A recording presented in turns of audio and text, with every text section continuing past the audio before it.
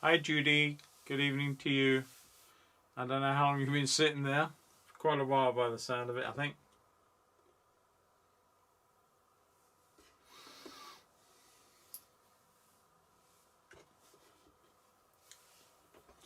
Glennis, good evening to you.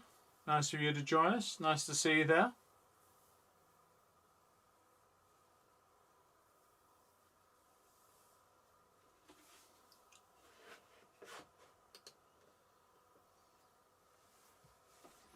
Wendy, good evening to you.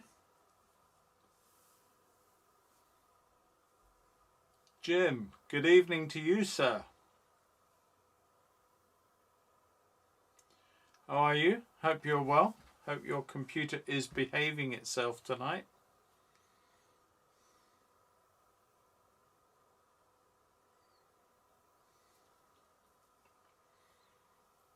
I'm just going to wait a little while just to see who else comes in.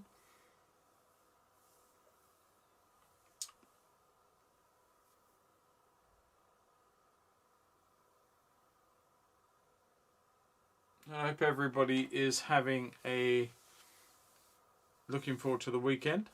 I've got tomorrow. In fact, I'm working this weekend actually.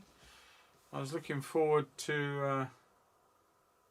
Yeah, I ought to. There you go, Jim. Well, let's hope it does go through the evening without too many coughs and splutters. Yeah, I was saying I'm working, of course, in the gallery tomorrow as normal. And I've got a one-to-one on Sunday at the gallery, so my weekend's taken up. In fact, I'm having Monday and Tuesday off, so hopefully that will be my weekend to that point. James, good evening. Haven't seen you around for a while, sir. I'm glad you're back with us. You've been absent without leave, I think. AWOL, I think they call it, sir. A full explanation will be required. Good to see you. Keith, good evening to you, sir. We're starting to ramp up. A few people coming in.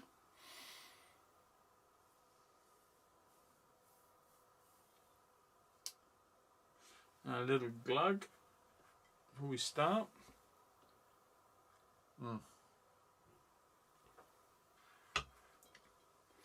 I hope Judy's still there because that message has been up there for half an hour or more. So Judy, just say hi if you're there. Just let us know that you are with us. And of all of the people sitting on the side there, the 13 at the moment, some of you might like to pop in and say hello. You haven't got to. It's just the chat's there. If you just want to tap on there and say hello, then it'll be great to say hello to you. It's factually, there's a thing. Interestingly, I've got my iPad working below that of my screen, so I've actually got two sets of streaming going on, and it's actually interesting to know that everybody is coming on the feed on my iPad a lot sooner than you're coming in on my computer, believe it or not. So that's rather a strange one. But anyway, Michael, good evening to you, sir. And Derek, good evening to you. And Lucy, good evening to you. Okay, so we're starting to get a few more people coming on, and that's fantastic. One or two regulars that are not here at the moment, I think, but we will start looking at getting on. Now, this might be a little bit of a strange one. Does that come in? Liam at New Mills Model Railway, good evening. New Mills, good evening to you, Liam. Thank you for joining us and coming on. So, yeah, now you get to see the other side of me. And Teresa, good evening. Hello. And yeah, I hope it turns out all right, Teresa. It's a bit of a funny one, as I was just about to say, that it's another part of Sissinghurst Castle. It's out in the grounds. I don't know what the building once was or formed part of once, but it intrigued me way back because it was the cool of the brick on the inside and that lovely light pumping through from the outside. It's all part of the garden now, and of course, but whatever it was once before, I have no idea. But yeah, so I'm going to try and do that as best I can. And I think first things first, got to decide the fact that I need a drink before we get going. Okay, so as I was saying, Sylvia, good evening to you. First things first, the photographer didn't do an excellent job, and that's down to me. Now the thing is that if you've got certain aspect to your lenses, you will get converging or contorted high, uprights and such. So this one has got a situation where the window is sort of slightly leaning, and I want to straighten that up. So I'm going to do that.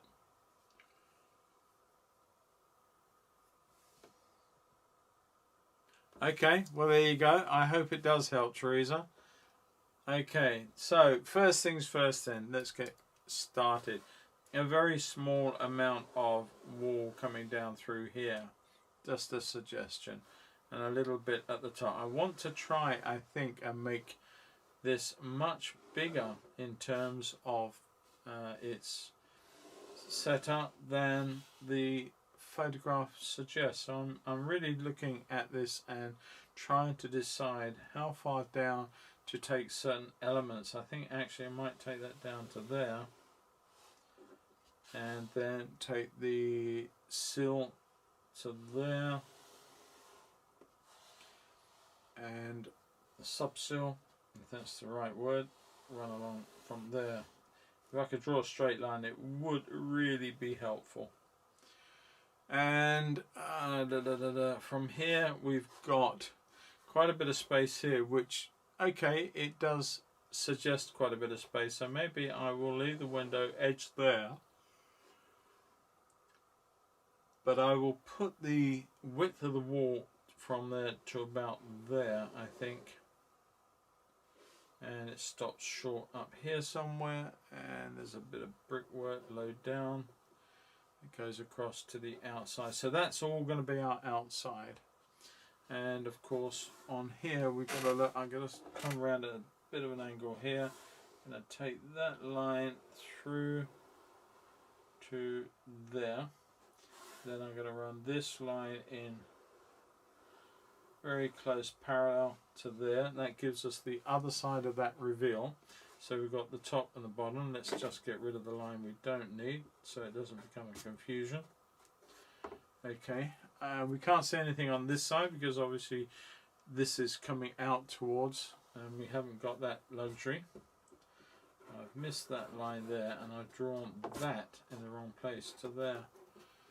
So I'm going to suggest that this could well be the width, and I want to look at trying to make 3 lines down, and they are quite square, or not quite square actually. When you look at them, they're not. The centre one is actually narrower, and that's got 1, 2, 3, 4, 5, 6, and 3 along. So let's just try and make that somewhere about there. So I'm going to use that as our base. And we've got 1, 2, 3. See, I'm already doing it wrong. Look at that. Maths was never my strong point. I will tell you that now. Judy, good evening. Colin, good evening to you, sir. Glad you could join us. So yeah. So my maths is not great. So let's start this one again. 1, 2, 3. So we want 3 lines in. I'm going to adjust 1 or 2 just to give me a bit more space. I'm going to bring them down.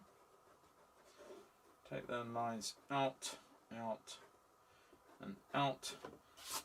Okay, so I'm going to try, if I can, to put them about there, and there, and there. Let's just see if we can't get there. Well, almost. You could cheat and use a straight edge. I may just do a straight edge out of necessity in a moment if I can't get this right. Something like that. Not so bad. Not so bad at all. Okay, so now let's plot our upright. So this one's a little bit closer, one there. And one on the other end, which is fairly close to the edge. One there. So I've got to fit 1, 2, 3, 4 more in. So if I go one in the middle, one in there, and one in there, that's wrong, isn't it? I've just done it again. Oh Lord. See, mathematics. Art and maths don't go together. I'm pretty convinced of that.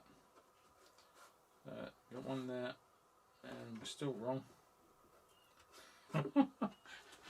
Does anyone want me to paint something different tonight? I think it might be better. Okay, 1, 2, 3, 4, 5, 6. So we got that very, very wrong. We need to make these a little squarer. So let me just come back in. Let's suggest one there, and hope this will work out. I bet you it doesn't. 1, 2, 3, 1, 2, 3, 4, 5, 6. Oh, well, we got 6. But I think that one there should come across. I said the one in the middle is a little narrower. So there's my information there. So I'm just going to take that straight down to there. Another one to there. And so on and so forth. Okay. Not bad, was it? We did it. Well, I did it. You didn't have nothing to do with it. I did it. So there we go. Take that into there. And that's a bit of brick, bit of walling. Now this is really where I wanted to concentrate. The light and all of this here. To me, that's the whole essence of this picture. I'm just going to put a few guiding lines in just to suggest the greenery and the growth and the warmth of the brickwork. There are a couple of mortar lines that can be seen here, which I just want to suggest like that. And then this area here sort of is it's almost steps, isn't it? It comes along to the third one along, which is about there. Then it comes down here and then dives off this way. So that line loses out. So we lose that line. Then we get some sort of step thing going on here with the coping. I'm not quite sure what that would have been, because I'm assuming, I always have done, I haven't looked at the history books or any other information relating to this building as such, but I'm assuming this was part of a window to do with the home, and what we're looking at is the inside structure of what was a building or a room or something of the like. So I don't really know. Anyway, I'm going to come in there, and this is going to be the fun part, is all these little lines for the bricks and mortar. I'm going to put some in. I'm not going to suggest all of them. That's not what this is about. So I want to keep this quite dark, quite cool. So there's going to be somewhere about there, a line down to suggest the corner of the building or the corner of the room at that point. So I don't know, I can't remember. I think this falls pretty straight into the corner and then comes 90 degrees off. There is also an undercut. So you come down to here, but just in here somewhere, there seems to be some undercut in brickwork there. I'm all going to do that is with a dark mark, nothing more. Now what I have got to do is think about all these pieces of fern and foliage. Now the point is that I could just leave the taps, and I don't want to do that. I don't think there's enough of it showing. So what I'm going to do is I'm just going to suggest a couple of marks in here like that for that one. Maybe 1 or 2 in here, which will help with the darkness around here. And this is where we're going to be looking at painting some negative space tonight.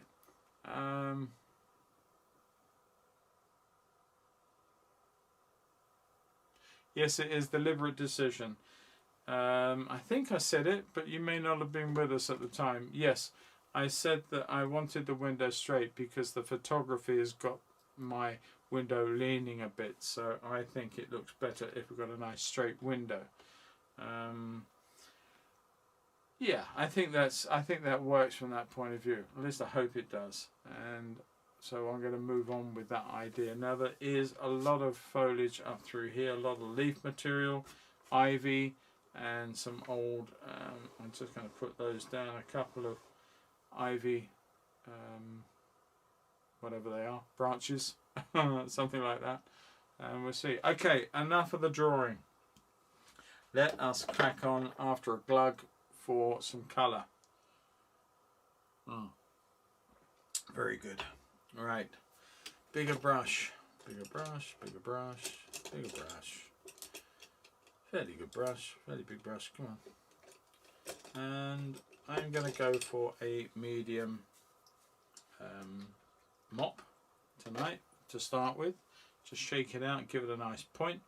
When a mop is not been used for some time, it can be quite fluffy looking and not have a nice point. If you look at any of these mops here, you can see how once they're dry they sort of don't do that. And I remember when I first started buying brushes for watercolour, and I would go into the art store looking for a mop, and I would look at all these mops, and one might be looking fairly good like this, and I thought, oh, that's a cracker.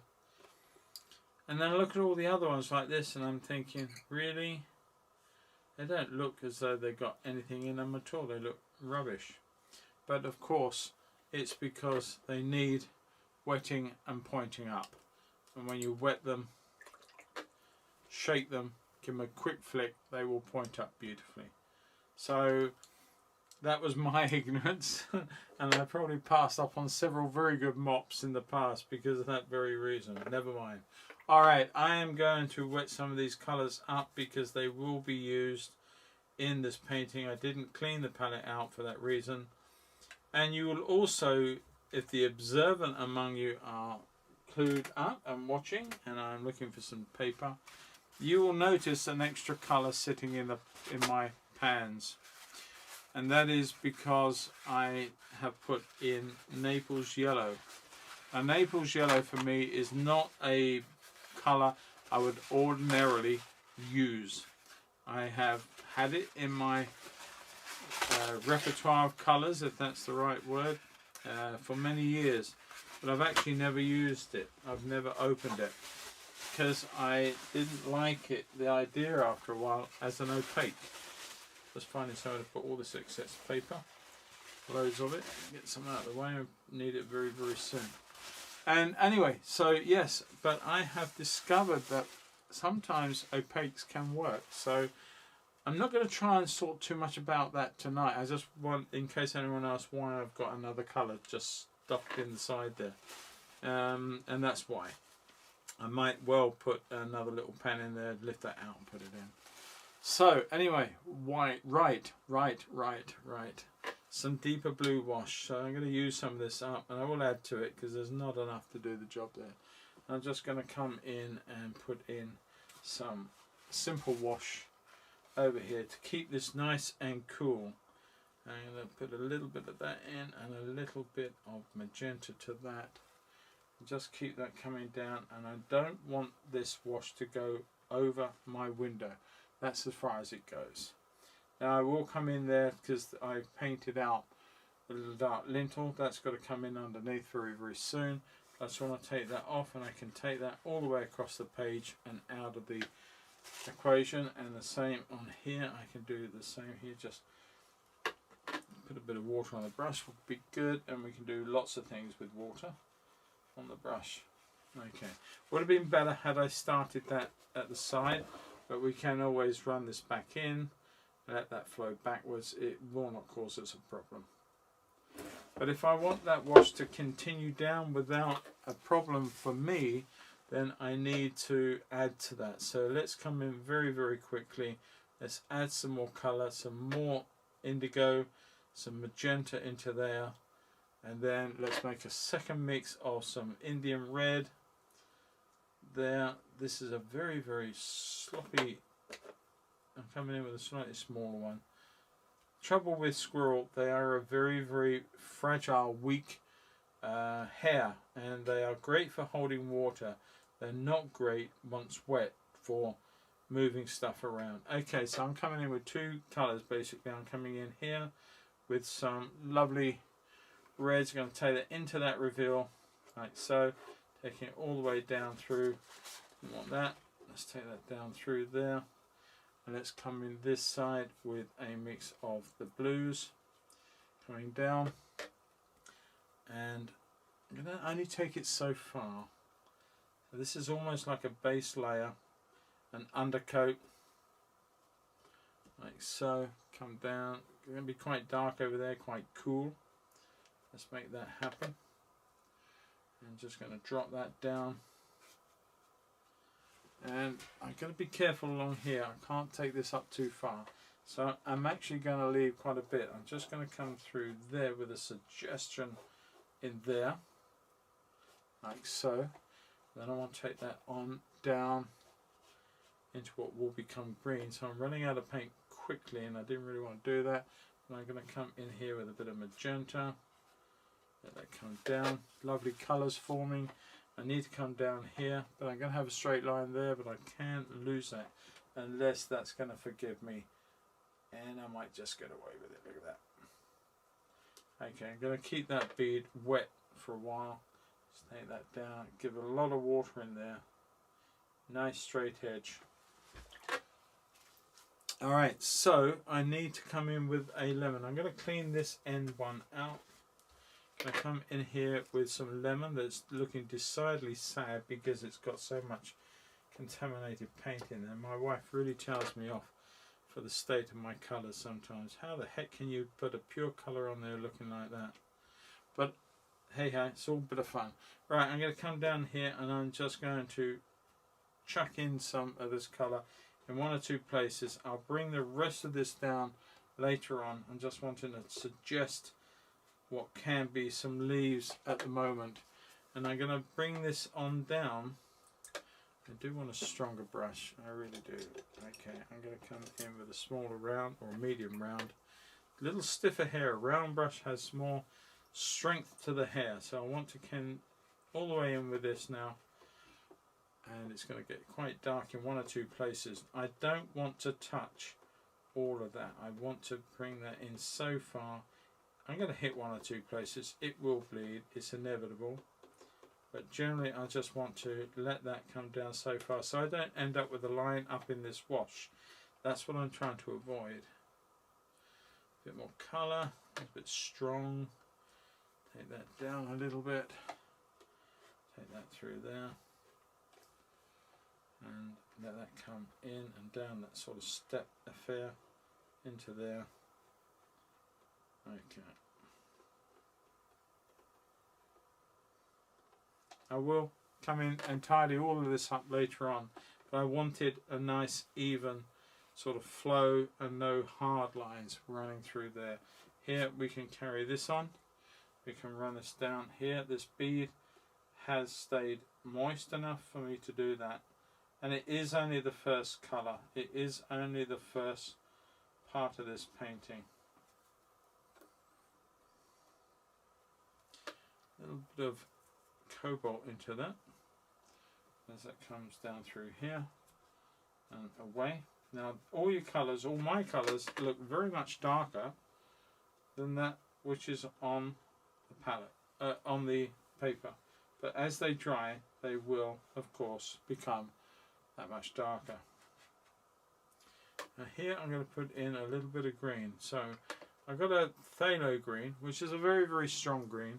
A little bit of cobalt turquoise and some raw sienna.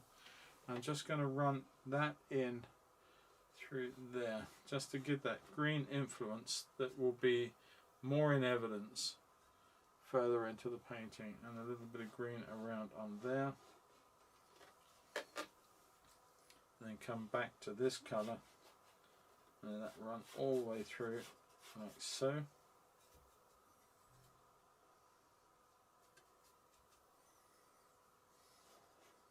Take that into those marks. Some will be lost, some will disappear completely, others will remain. Tap of blue, a bit too strong. Weaken the strength out with water. I get that nice cool, like so, and then once that's dry, I hope to be able to mix those together and create the negative spaces on some of the plants in the foreground. That's the plan. Right, what have I missed? Anything? Nothing.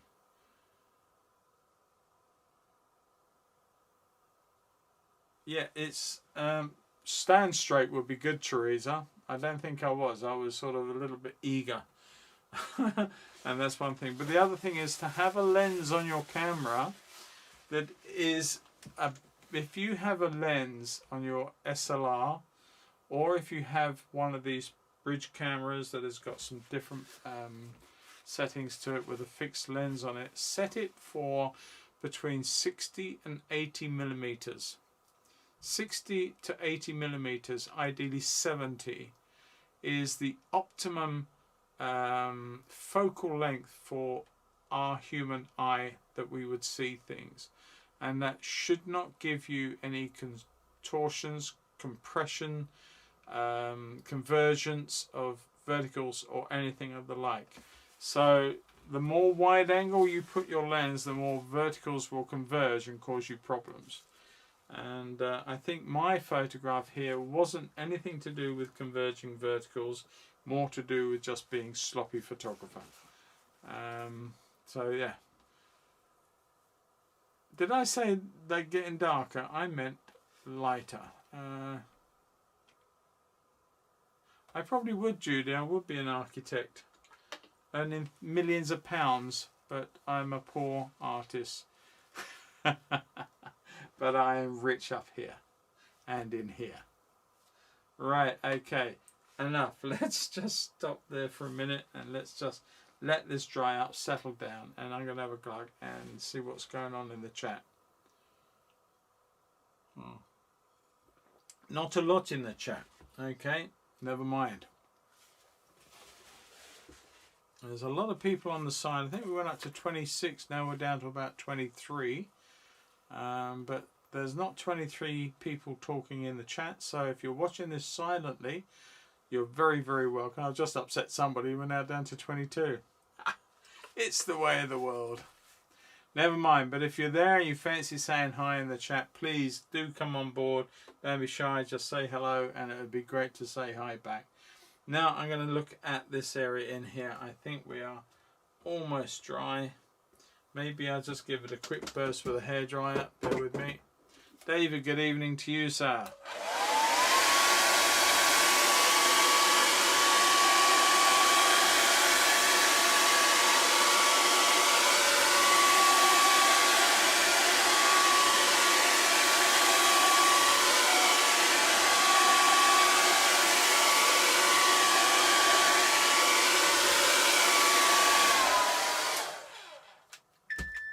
Okay, so with that done, I will clean out these other palettes now. We don't really need them too much. I will leave the dark blue in there. It is always a useful one. Now I have got to be careful here because I do have to think about the angles of these irons, and there is a much lighter one. So I did think that I ought to put in a piece of masking. So to that end, maybe I shall. But totally unprepared for it. Bear with me, I'll see if I can find my little tube of masking fluid in here. I don't normally like it, gotta be said. Those who know me well know that I'm not a big fan of masking fluid. But this one is a little bit of a funny one. Now I'm going to try, I don't know if this will work for me. I'll try to test it first. I'm never keen on this stuff. I tell you, we didn't have too much fun with it last time. I don't think we're going to have too much fun with it this time either. I'm quickly scanning around my office, my studio here, to see if I can find a blue tube. I don't think I can.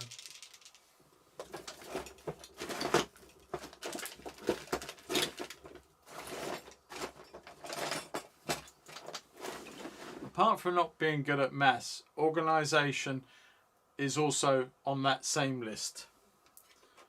Right, okay, well that started to deliver something. Maybe it's just the fact that it's cold and it needs a little warming up and a little persuasion. But what I wanted to do is just run a line some way along the top of some of these bars, but not all the way through. So I'm going to literally use it to draw, if this works. So I'm just going to try and suggest some material through here and there. It really is not cooperating too well, I've got to say. And I had the other one to hand, it would have been a lot easier.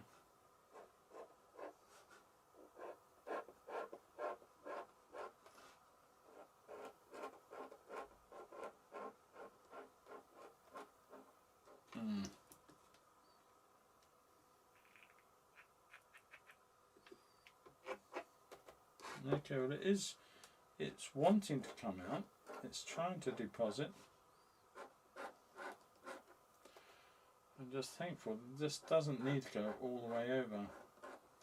So I am rather praying that this will leave me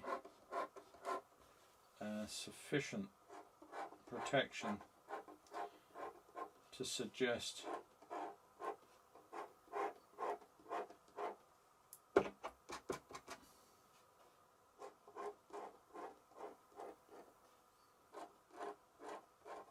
I can see some coming out. But also I can see that it's indenting the paper, which you can see that mark there, that's sort of a damage to the surface of the paper. It's not the end of the world, but I much prefer not to do it, and I'm really not a lover of this pen, gotta say. It really is not the brilliant pen. Anyway, I think that's going to have to be enough. I'm going to let that dry. I'm not advising any of you to go out and buy one of these. I had some in the gallery. I sold them to a few of us, but I'm not overly fussed with this thing. I think there are other ways of creating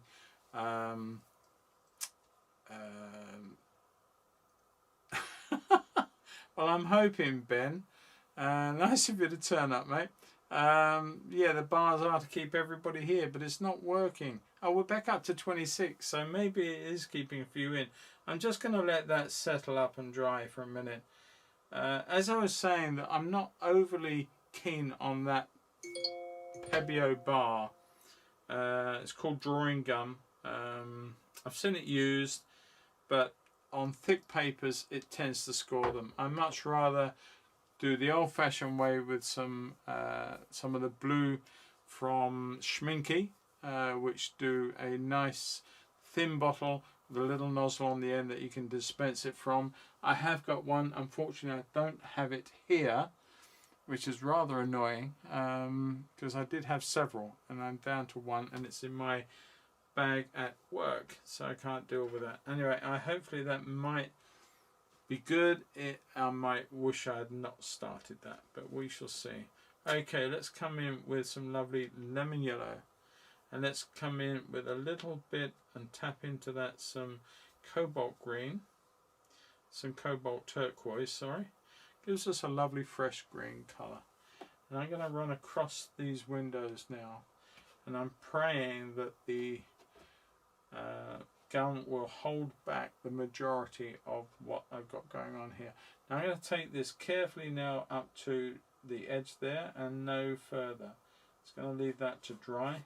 Bring that across and all the way down. Now you remember, those who saw my demo on the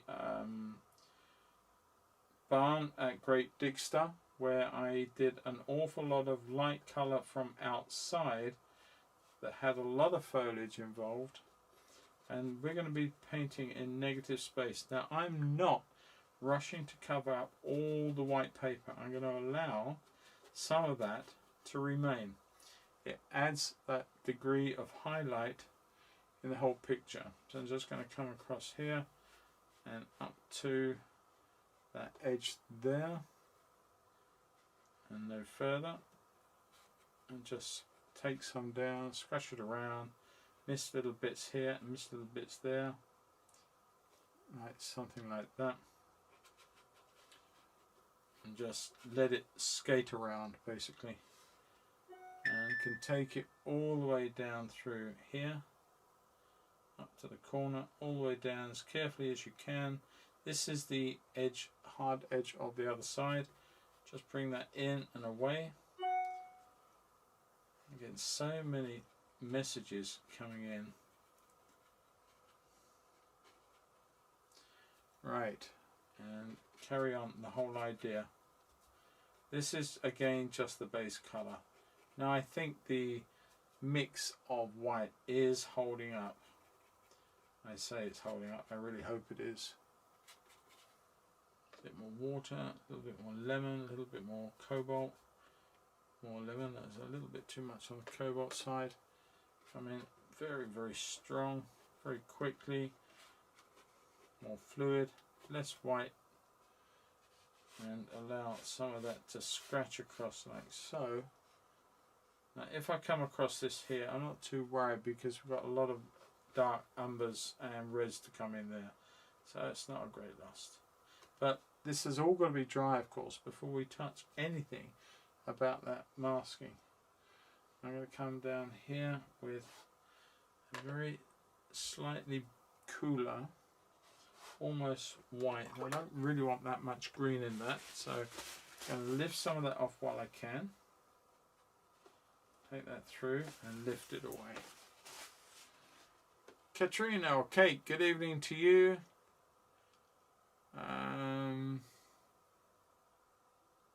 Yeah, good evening. Nearly let you get slipped through the loop then. Right, just working the brush dampness into there just to let that come very, very pale as that goes up through there.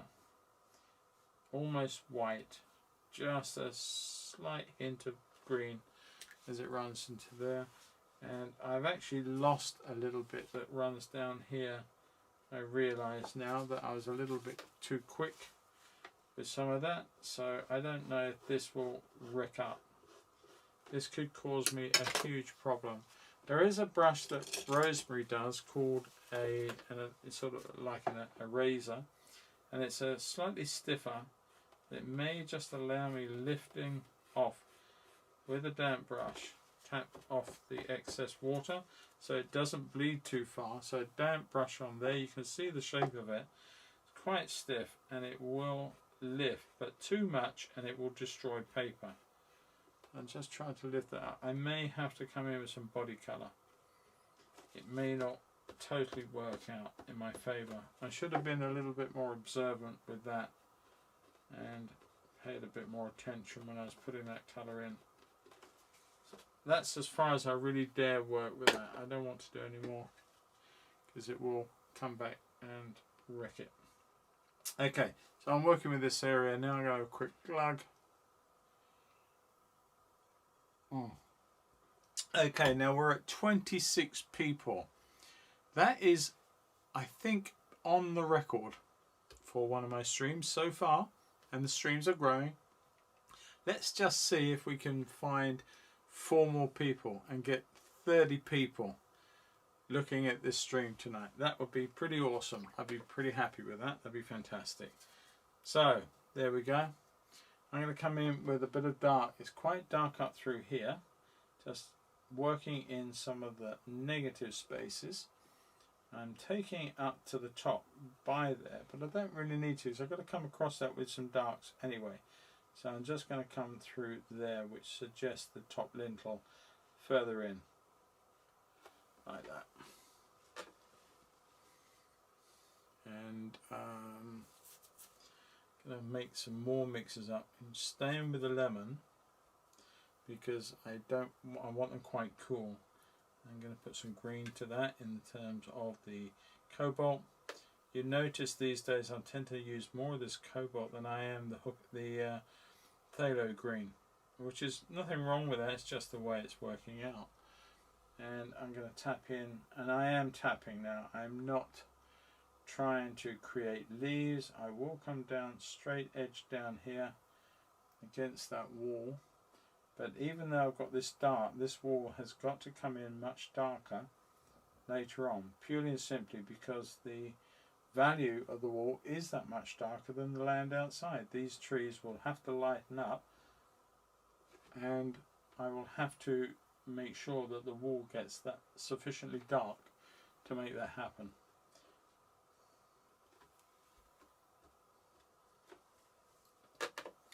Alright, carrying on around here, just tapping shapes in. Not trying to draw leaves, I'm just simply putting in shapes. They could be construed as leaves. Taps coming in this way, and I'm not obliterating all my white spaces. If they are missed and they are left, that's fine. If they get painted over, that's fine too. Although I would rather not lose all of them. That's coming in through there like that. We're up to 28. Come on, guys, let's get to 30 people.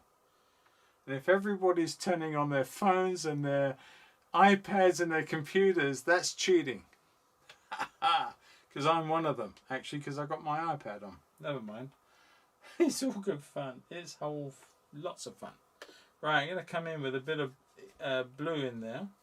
That's a little bit heavy, but I will come back with some green and some raw sienna. Take that away from the pure blue.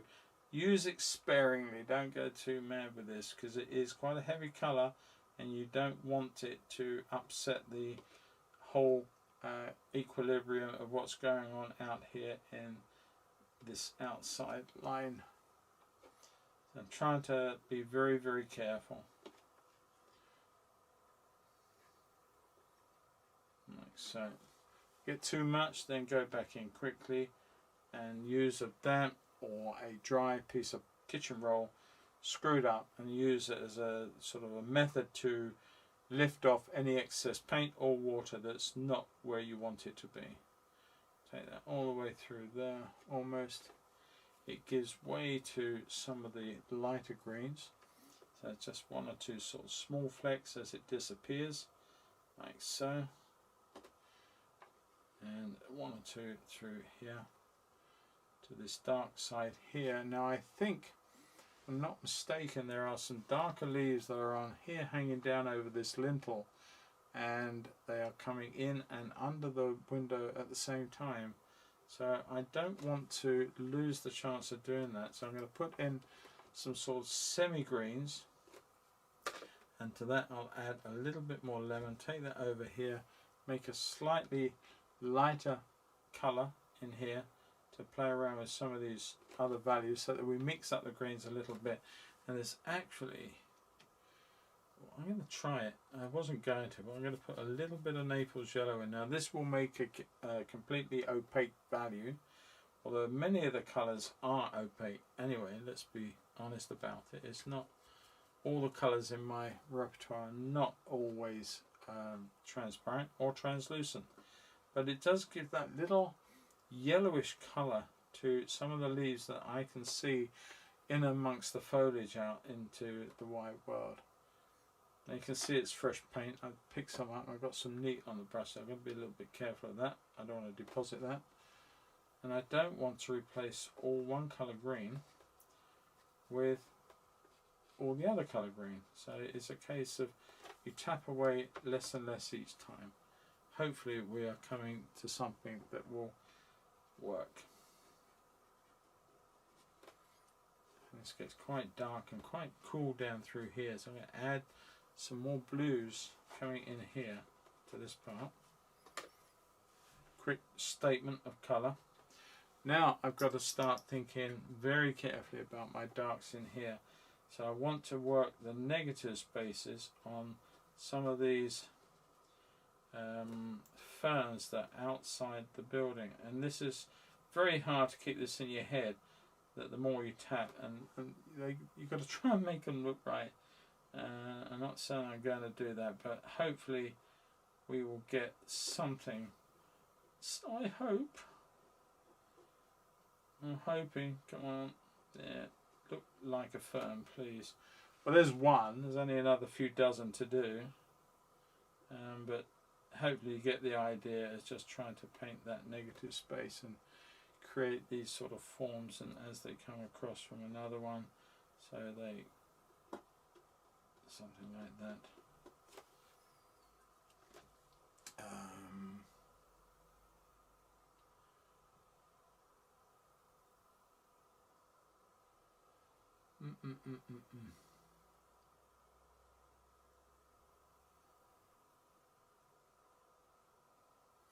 Okay, I can talk to you about that, Kate, as we go on.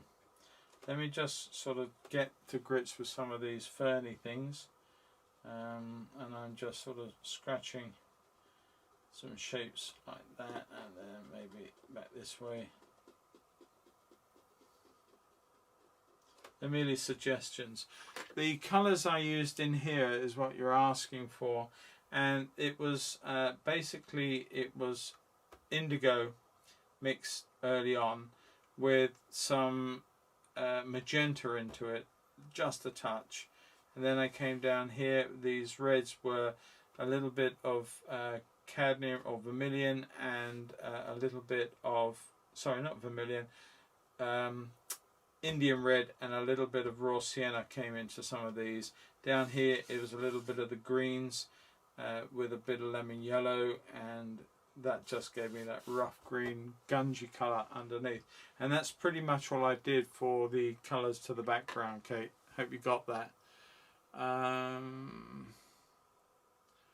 Yay! Oh no, we're down to 29. So I want to know, hands up, who's cheating? Who's turned on all their devices in the home to make the number? Or have we generally got 30 or 29 people up there? But we're nearly there. We're almost there. That would be fantastic if I can look up there and see 30. And that means if one of you got to go to your next door neighbour and tell him to tune in, all the better. I'm being really silly. But thank you ever so much. Whoever's nudging their neighbours. All good stuff. Right, I'm going to come in with a little warmer. There's a little bit of... I'm going to put a little bit of Naples yellow. I'm getting into that, aren't I? A little bit of the red into that. A little bit of raw sienna too. There's a bit more. That's good. Okay, because I noticed these ferns have this sort of reddish tint, and I'm going to scratch some of this around like so.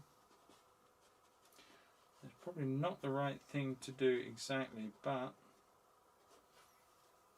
I'm going to go with that because there's an awful lot of lovely taps to be had with these ferns. They're beautiful things, but to paint them is almost a nightmare.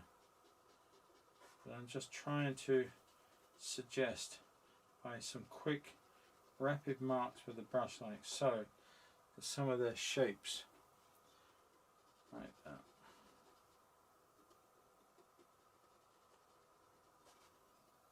It doesn't matter if you paint a lot of these out further on. It's not a, some will remain and some will still show as these beautiful leafy shapes.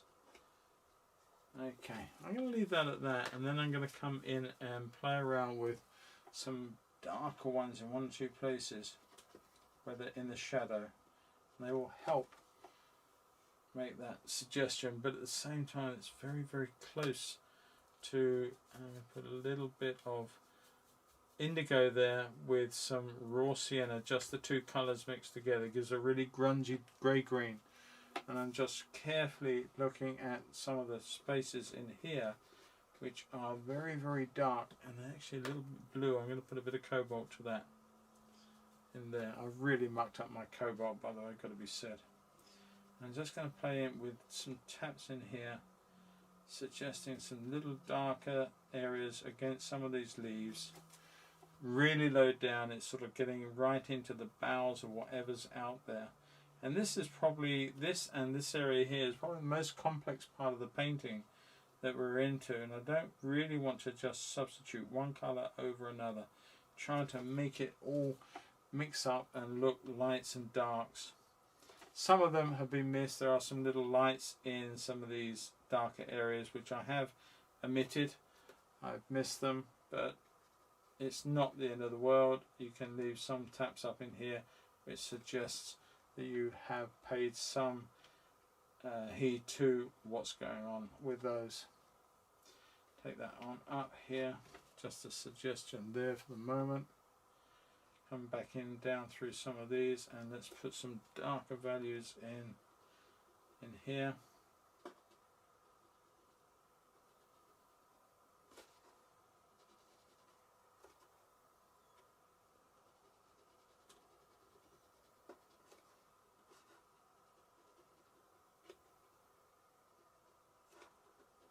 Right, so, and this wants to try and find its way to being quite dark, so I'm going to come down here and suggest that some of these leaves are in shade as they come down on the windowsill, or touch the windowsill as such, like so. Where are we? 35?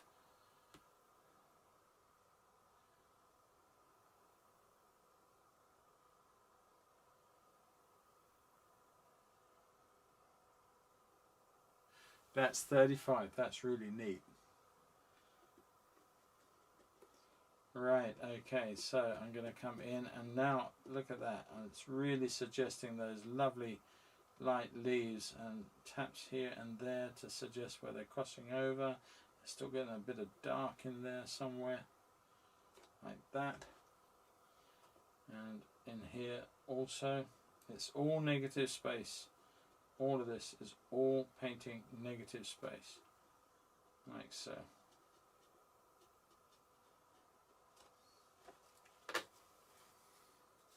It's just trying to keep it in your head what you're seeing and what you're painting is those leaves. You're not painting dark leaves, you're painting the dark between the leaves. So you've got to try and paint those lovely leaves. Actually, there looks like a little bit of pinkish flower in there. I'm just going to try and see if I can put maybe a little bit of red flower, not necessarily pink flower. Just put a little tap of some red in there to suggest the lovely colour against that. Didn't mean to go over there, but that's fine. We've got other stuff to go in, so it's not a big deal as it happens. Could have been, but it wasn't. Just tapping a little bit more red in one or two here. No, didn't want that there. Gonna let that go and fudge that out into the leaves of the fern, which is not a bad thing. Just going to put one or two little taps of red up in here. I know it's not in the photo, but I think that warmth in the leaf there just gives it a nice thing. Oh, what? What? Judy? We have to put the administrator onto you in a moment, Judy. Right, okay, I'm going to come in with some more blues, and this time put some lemon to that blue, and that will keep these nice and cool in here. I'm going to bring up some of these marks, and I'm going to leave deliberately one or two others around to suggest that there are other things going on, not just dark foliage, and some of that will creep to lighter foliage up in here. I'm just going to play around with that. Try and remember not to go over the wall, and to make one or two smaller taps that suggest that more individual leaves can be seen at this point, like that.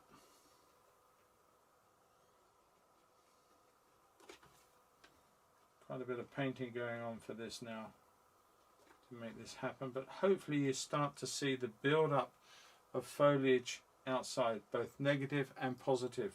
And some of the darks are positive, some of them are negative. The lights can be positive and negative. It's just how you're putting one light against another light, and that's all it is light. Lights and darks.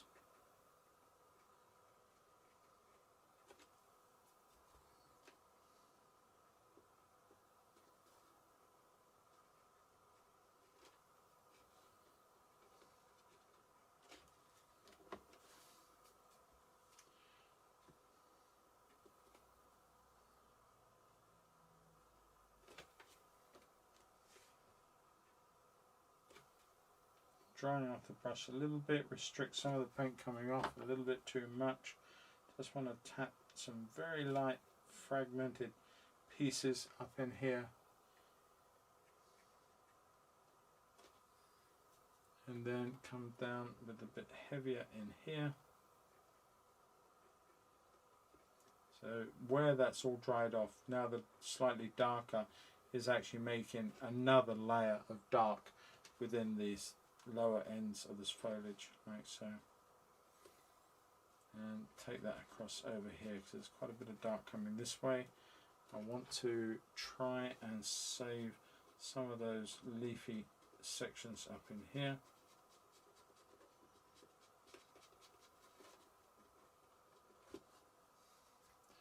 A couple of darker parts down in there. A little bit more blue. And I'm going to stay with the blue. I'm going to stay with a bit of lemon into it too. So it's still got that blue aspect to it.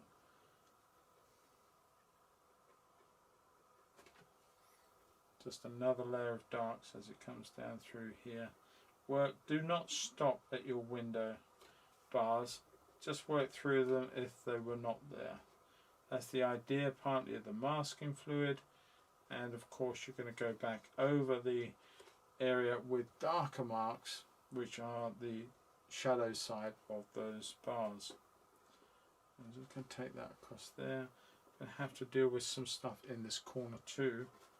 I'm going to scratch in there very quickly and add that lemon to it. I'm actually going to come in with some Indian yellow this time. First time we've used it tonight. It's going to warm up that green somewhat through here, make it a little bit more acidic, limey, zesty. I don't know. Just playing around with tapping around little bits and little shapes, and if it doesn't quite come out as you expect it, then you can go back in and tap some negative bits over the top of that too.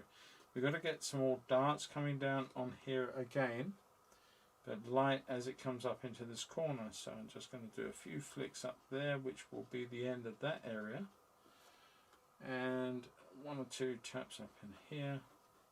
So it's very, very busy, and we get the idea, I hope, of leaves and growth and bushes, shrubs, and it's an amazing place. I don't know if it's properly open at all. Some of you may have already been this season, I don't know. But if you haven't, it's well worth putting on your place to go.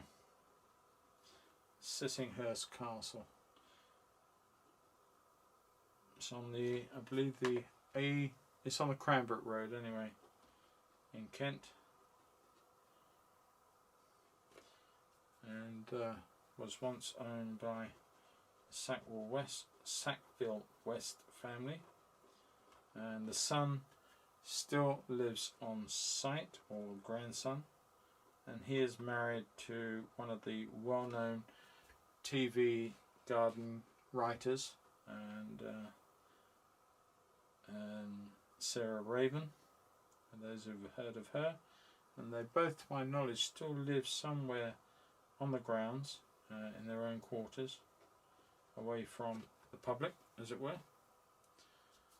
And yeah, anyway, I digress. I'm just going to play around with a few more marks up in here, slightly different brush marks to suggest more agitation, different growth.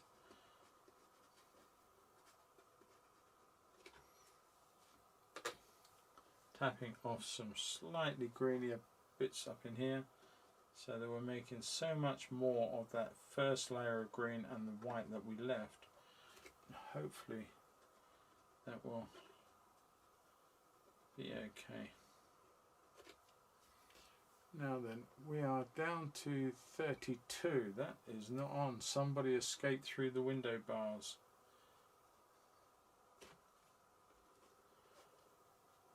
Okay, take that all the way up there.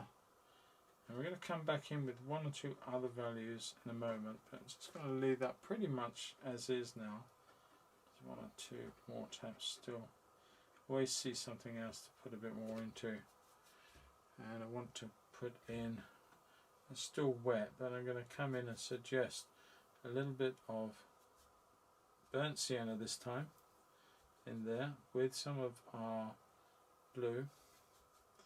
Some more burnt sienna into that, and make a dirty, grimy sort of suggestion of a branch that's coming down through there, and we'll stop it there because it's got to come through and across this area, which we haven't actually got ready to paint yet. So I'm going to come in with some of that, and I'm going to put a bit more blue to that and a little bit of lemon, make a darker green than we had, and I want to put in some more darks in here up into this part, not all over it, just wanted to make some of these sort of leafy shapes that are in shadow but right outside this window. I believe that's what I'm looking at, some quite leafy marks that are coming across and hanging down, as it were, on vines or on branches. I'm not quite sure what. There, and then they sort of disappear into outside. One or two hanging there, and one or two are sort of drop down like so, and they help frame the whole thing. They help actually create a more intense light with the greens that are beyond them, and that's what I was looking at doing. Then we come across in here, and there are one or two right up into the side here like so, coming across our little bit of branch and hanging down the actual side of here like so. There are some darks way down in here, and I'm going to just put in one or two suggested darks in here so that we increase the dark at the base like so, so that we intensify our light in here, which will remain pretty much white paper. So I want to keep that looking good and dark in one or two places like so.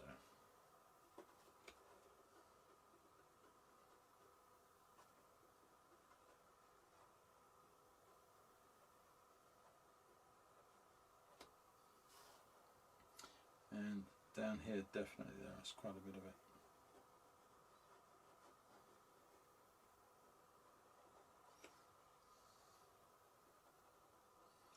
And one or two darks going up into the lights, that's sort of the negative space up in here, just one or two, just help build the whole density of the foliage that's going on out there. So flicks, taps, little marks in here we can put in.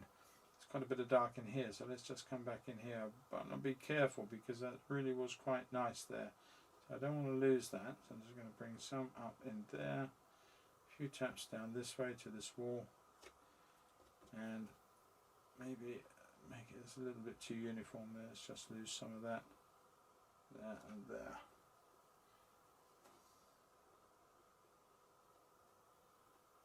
Okay, right, ladies and gents, will you just excuse me for 2 minutes? Call on nature, all that stuff. Be back with you very, very shortly.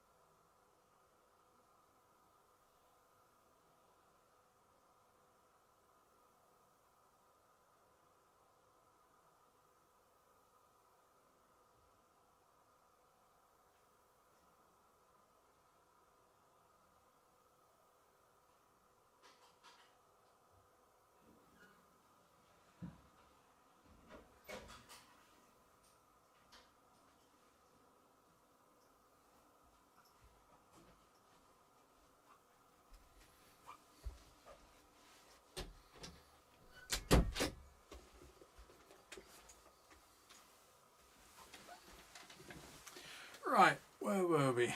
Thanks for that. Sorry about that. It's all that gulping, you're right. I'm going to have another one just for that, Judy. Thank you so much.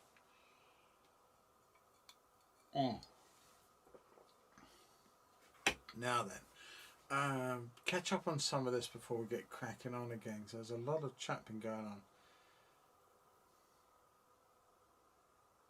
Yes, Kate, that's right. It's moist, and I do work semi-wet in wet.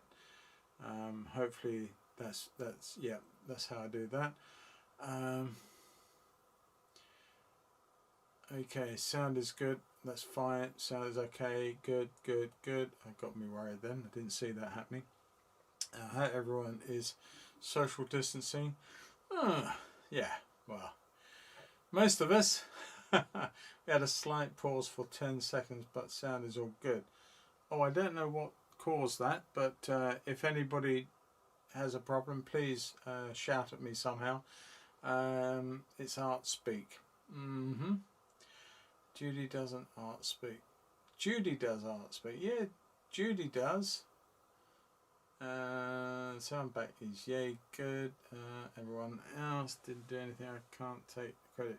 Ben, no, okay. Classes, trouble, daughter and grand. Art courses, trouble. My daughter and granddaughter are fighting on Facebook now as to whose dog I paint next. Joan, you do have a little of a dilemma. But if you promise both of them, then I can't see that there will be a problem. It's then a case of simply who gets the short straw and has to wait for the first one to be done. Okay, right, let's crack on. Sorry about that little pit stop. It was a necessary one. Right, okay, get rid of some of this old paper that's kicking around then. Let's get on. So I quite like what's happening with this at the moment. It's sort of looking through that window to the outside. Now I've got to bring all of this up to the same level and bring it into where it should be. Now I want to put in quite a bit of blue and blue darks that are over here into this area, and I'm going to make quite a bit up really, because it's got to be quite strong, but I want to put in a very deep blue cobalt turquoise in here as well, because I'm going to let this dry up, and in the same way we'll go back in with some of the darks further into the painting. So I'm just going to come across with this pretty much solid value, and some of that can come pretty dark in there right now, like that. Taking that on into there, up to the top. Let that dry up, and then we will come back. In the meantime, I'm going to come in with more blue, but this time I'm putting some vermilion to that, and I want to come in here with a broad wash, like so. This is going to be my darker wall, and we are coming back in with some dark shapes in here. It will dry up lighter, I'll be assured. I want to put in a little bit of burnt sienna and a little bit of the raw burnt vermilion and raw sienna. Burnt sienna, come on, get it right.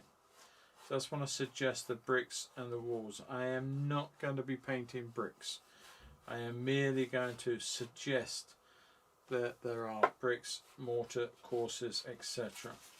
I can then tap back into some of this and lighten it up, mottle it, play it around, and you start to see that you can start getting some somewhat very loosely defined brick effects. And that's all I'm going to be doing with that. And I'm going to come in and do the same here. And by mixing up some of the darks, like down through here, you've got this little mark through here. You can bring a little darker mark through here, like so. And now I've suggested the wall. And I'm going to come back this way. And I'm going to tap into some of that and suggest little bits of brick and mortar in the wall. You can come in and start creating small panels that are suggestive of bricks if you want to do that, like so. But I'm not trying to draw bricks, I am merely giving you a suggestion of bricks, and then allow your brain to do the rest for me. That's all it is. A lot of tapping out. Have a good clean dry rag for that. In terms of paper, that's getting wet and dirty and will have to be replaced very soon. But you get the idea, I hope. And I'm just going to tap in 1 or 2 lights in here. Just play around with some of these marks that I've already created. And then they become, in their own right, bricks and bond and mortar and all these other bits and pieces that are going on in here. Like so. And it's a little bit darker here, and I'm going to rest up at that point. I'm just going to leave that to there because I've got to come in and do the negative again onto some of this. So I'm going to leave that as is. It's not going to hurt. Now I'm going to use some of these darts. Put a bit of green in there from somewhere. Let's get rid of that. Come back in and let's start looking at coming in once more with some negative spaces, negative forms onto some of these ferns that are in here, like so. Now I've put in a lot more than there are in the photo, and I said that right at the start that I was going to do that.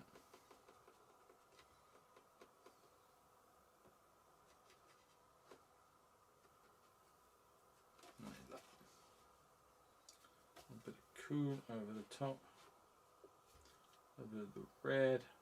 The brick colour is very mottled, so it's not a strong brick colour red. It is merely a warm colour over a cool colour.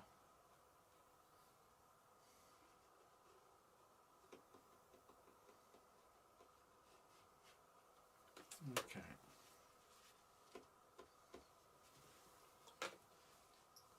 And oh, I keep picking that green up. Come on. A little bit of Indian red into there, into that blue, getting a little bit duller down in here, a bit darker. Actually, that wouldn't be as bad, taking some of that up through there. Lovely little taps, almost dry brush. It does not matter that I leave bits of paper showing through. To me, it's the essence of the watercolour. It's just creating that lovely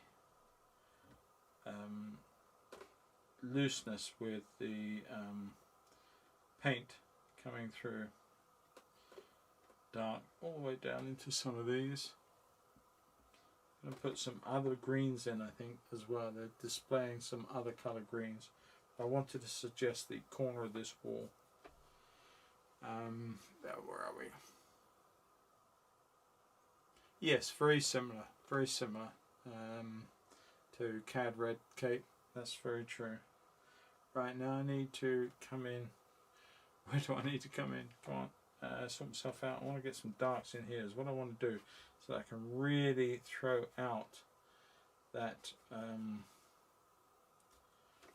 lovely blaze of colour we've got under here. So I'm going to come in with some very, very dark, maybe tap a red into there, a little bit of vermilion. When I say red, there is my Cad Red, not that you can see it under all that gunge, but there is a Cad Red in there. But the red I most commonly use in my palette is this one here, which is my vermilion, and that's the one that I favour most of all, because it is not as opaque as cadmium red is, so that's why I use that. That may have got a little bit too warm there, but I'm just going to tap in some lovely warm colours. Tap in the blue too, just mixing it all up a little bit. It's getting quite sort of dark and dirty in there, and you can't quite see where one colour is and another one stops. Just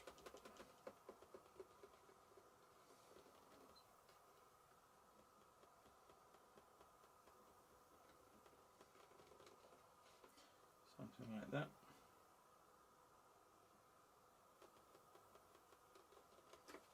Okay.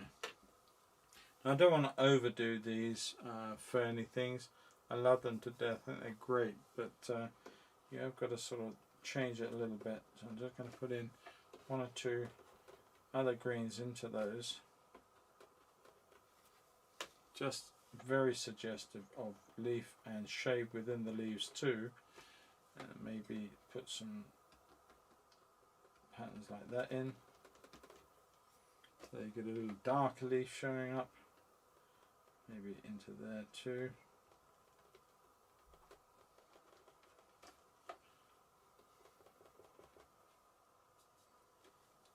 All we're trying to do is sort of indicate and not actually state it.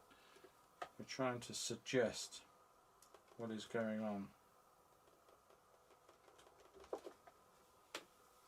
Okay, I'm going to carry on along through here with some of these darks, and there may be some of that is going to get painted out, I think. Not too much of it, it's going to be a bit too much there. I'm going to take that one out there and utilize some of those marks in here. Come back in the reverse like that, and I want to darken up. There's that step there, that funny looking, I'm not quite sure what it is. We're going to use that. We are losing people. What is going on? Everyone's turned their other devices off, but I thank you all very good, all very much for doing that. I'm sure that's what some of you kindly did for me. Made me feel good. Right, just coming through here and strengthening up the base under there, along here.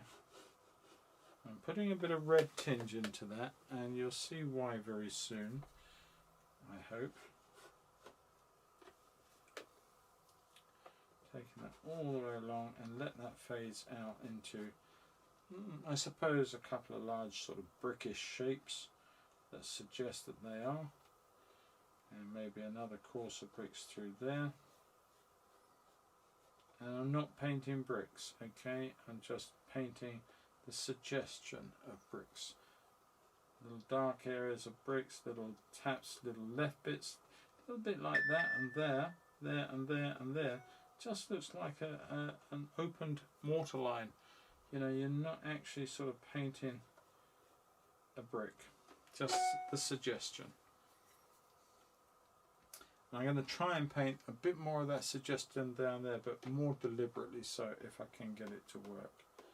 But we're coming in fairly dark under here, and I want to put in a very strong, I'm going to use phthalo green and some Indian yellow together. I may punch that out with some orange, some transparent orange. That works. Let's just come in here with that real strong green colour against that red. We can boost either one. I don't want to lose this now. I've got that colour in there dark. I'm going to bring this up to here, and bring that along there. Strengthen that. And to strengthen, I'm going to put some orange together, some more phthalo green together, more orange, maybe a tap of the red. Red and green will kill each other off, but of course they are still very, very exciting at that point. Like that. Nice. Maybe leave one or two suggestive breaks into that. And it could be a brick or a bit of mortar that's still showing up at that point, like so. Take that down there. That will light, that area there that I lost is now starts to come back just a wee bit. And put a bit more obvious green into there. And let that come down there and then just come away. And very much the same colour above here. A little stronger on the green. And a little stronger on the yellow to go into that green. Just want to put in a sense there that there is the growth or whatever it is up on the wall, that growth, and through the dampness, the lichens that are going down there and into the shady parts there. And that's all that needs to be done, certainly to that part. Now we've got a dark but green dark, so let's choose our green carefully. Come in with some Indian, some lemon yellow and some cobalt in there as well. Just want to suggest it. I'm going to tap it there to see what I think. It's a strong but very, very dark green that's coming in. and down and into the well there, along here. Broken edges, because that's great, because that works. And that comes through there. It does get a lot lower, so let's bring that even further down through here. A lot more green showing up than I've allowed, so let's bring that down. So we get that acute sense of light here, and then that can come down there and finish off there. Okay, now while we've got that, we want to come back with some orange, some vermilion, and just a little tap of the green, just to take it off the pure red. Take some of this up now, this way, and it's not going to be all the way, it's going to be mixed up. We need to preserve as much of our light source, which is the only thing. You lose this, you've lost all of it. The whole painting's gone. You must be very, very aware of that, that you're going to mix up lovely little colours here that are going to be suggestive of that light that's pumping through the window on that ledge. And even though you see other darks up here, which we will put in about now, it's still going to be very, very light overall. Let's put that in a little bit of red, but I want to put a little bit of magenta to that red, just to cool it down. A little bit of magenta into that. Works beautifully with those greens beyond. So I'm going to take that down there and break that through there. And again, we've got suggested sort of brick and bonding, and a little bit through there. Now then, we can tease any of these off if we feel anything's just a little too hard. And in here we've got some strong darks, but we can just tease them off just ever so slightly. Would have been better had I done it before it dried, but hey ho, I didn't.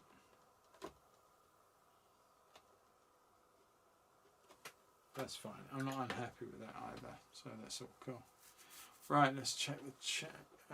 Vermeer, I'm sure, because so that's a bit of other question that's going on. Is there a particular artist that inspires me? Good question. Not easy to answer, Liam. I've got 101 different influences in my life that I love, both modern and forebear. You could go right back, and going right back, I would be looking, well, say right back, not that far back, but quite a way back. I'd be looking at people like Whistler, and I would be looking at Constable, and I would be looking at Turner. Coming forward from them, I will be looking at the Impressionists, who are a huge influence on me personally. Renoir, Degas, Monet, and Beth Morissette, all of those that were during that time, that just before in the turn of the century, the 19th century, 1880 onwards. Huge influence, and yeah, then you can come forward to that, and there are a lot of modern painters out there who are both friends and some no longer with us that have had influence on my artistic career over the years, and that's fantastic. Oh, something's gone wrong. Bear with me, I've just completely lost everything now. What's gone on? I do that. Oh dear. Bear with me, Pete. I don't know if I turn that off what I'm going to do. There we are, you're all back again. I have no idea what happened then. There is more of the chat. There we are, back to the chat. I just have trouble with greens.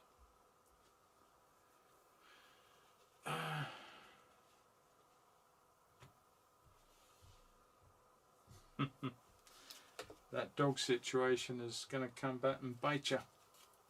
Right, okay, now I'm going to come down here, and I am going to put a very, very cool wash down. I think just come down here with that. Just a little bit to mix up some of that, just a little scratchiness over the top, coming all the way down into there, just almost dry brushing it. And then I need to come in a moment and put some reds and some vermilion in there, and just look at some of these sort of shapes. And there's a strong edge. Actually, I want to put that in while I'm at it before I forget it and can't do it. And that is going to put a little bit of blue violet now, a little bit of ultramarine violet into the mix, and I'm going to come down this reveal. And is it that blue? I think it's certainly quite blue there. I'm going to take it into there because that's the edge. Take that down. But I'm going to tap a bit of warm into that. We've got a much darker reveal now than we have on the outside world. That's important. Take that down, down, down, down to there. And we come back up in here with a little bit of warmth in there. And I'm going to leave, I'm actually just going to feather that out. I quite like that, quite light there, coming down into that part. So I'm going to leave that now and let that dry. And to that I'm going to now start looking at down here. I think I can get some of these sort of marks in. I'm just going to put these in because every one is sort of half and bonding like so. I'm not counting them, so please don't sit there counting them so I've missed one. That won't work. That's getting a bit damp up there, but that's fine. I just want to put in sort of suggested brickwork on here, like so.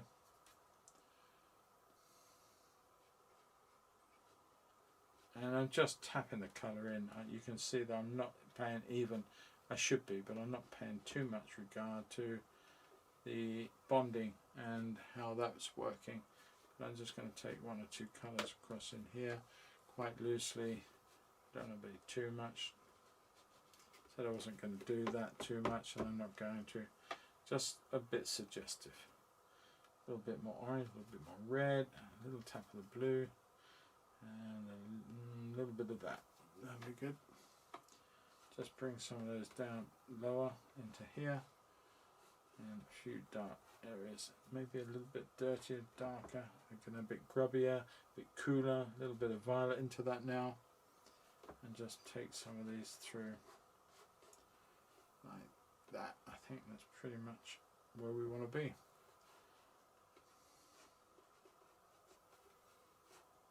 Okay. It was only ever going to be suggested brick or block. Alright, well we've done that, and I want to come in with some darks over here. So now I'm going to come back in with my indigo, and I'm going to put some magenta to that. So it makes it violet. I'm going to put some Indian red in there too. That's going to take it a little bit too far away. Come back over here with another mix, bit of cobalt. See how that looks. Okay, I'm going to go with some ultramarine. That's a bit bluer.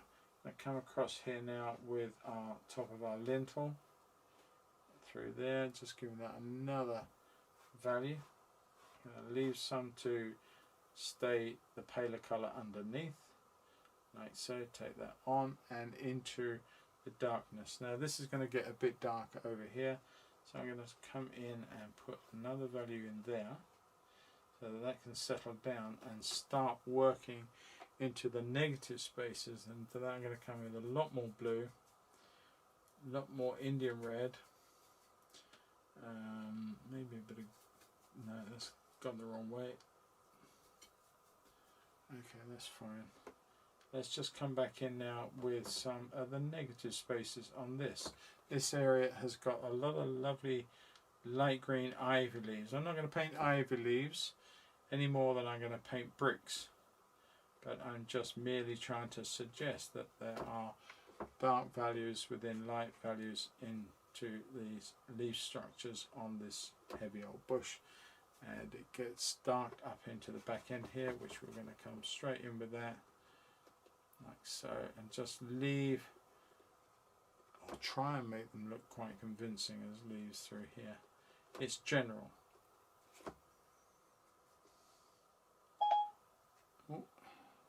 Just a moment. I'm so sorry. Siri keeps like talking to me. I think it feels a little bit left out of the conversation. It wants to join in. Alright, now I've got to come back in. I think I'm going to have to put in some body colour. I wasn't going to, I just realised I might have to. A little bit of red, a little bit of blue, a tap of orange in there to take it off the violet totally. And let's come back in with these darks. Like so. Hopefully they're looking a little leaf-like. I don't know. You can be the judges.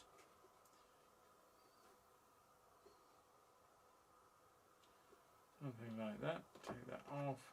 A little bit dark, solid dark up through the back there. I think I like that a lot heavier. Although some of those are poking back through, so take some of that dark off and just redo a little bit of that. Just to lighten up a little bit. Alright, and there we go. Hopefully Siri would have gone to bed. And come down with some of these in here. I want to fuse some of this up. A bit more green.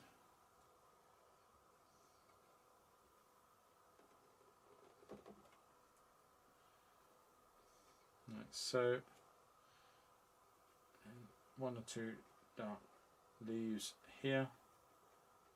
Hopefully that looks okay.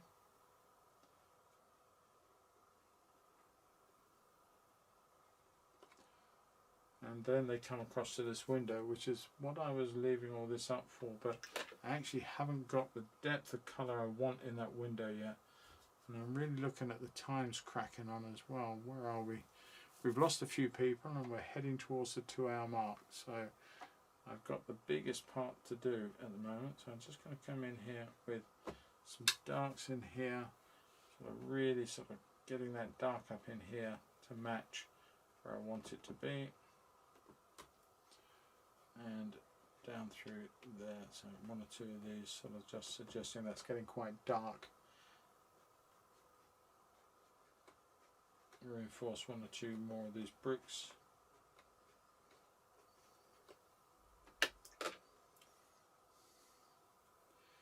And that's pretty much where that's going to be. I've got to, once that's dry, I'm going to put a few of those leaves in. There's a very similar thing happening down here, but not with as much decoration or information. So I'm going to come in and put some red and some ultramarine blue in. Come down the side here. Want it to be quite strong at this point, coming down the side. Much darker than the greens beyond, which is what I said to you. And coming in with a bit more red. Coming down through here. Side of the wall brick, but I don't think it wants to be that red. And come back and mix up a little bit more blue into that. Take that down. I'm going to lift some, just lift some out. Still very, very strong colour, but lift a little bit out.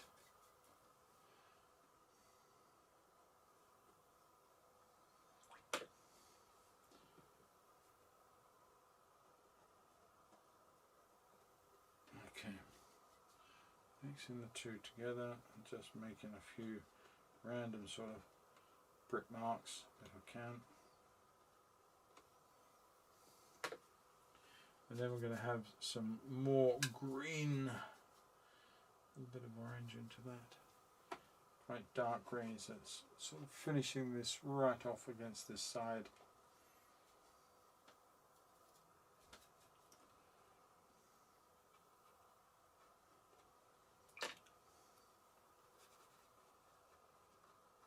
The dry brush,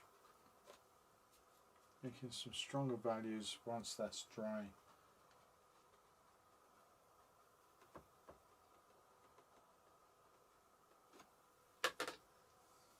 I'm not sure how I like that at the moment, and indeed if I do. I'm going to bring this down. I think I should have probably waited for one to dry up a little bit more, I think. I probably will do that. I'll just wait for the rest of this to dry up. So hopefully now I could do with some more darks down here, and I may do that in a moment, but I'm just going to try, if I can, and rub away our masking.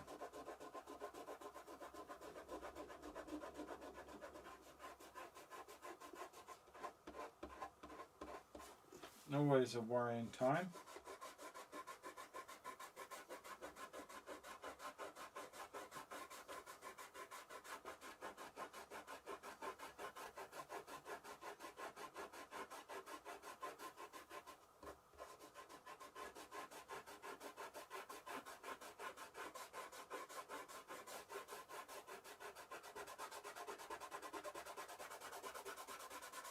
Some people suggest you don't do this with your finger, you do it with paper towel or something, because there are oils in your skin.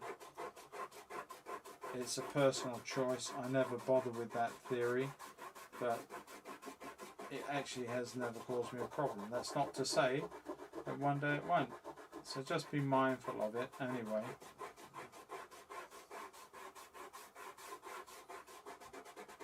Now, it hasn't all worked, to be quite honest with you.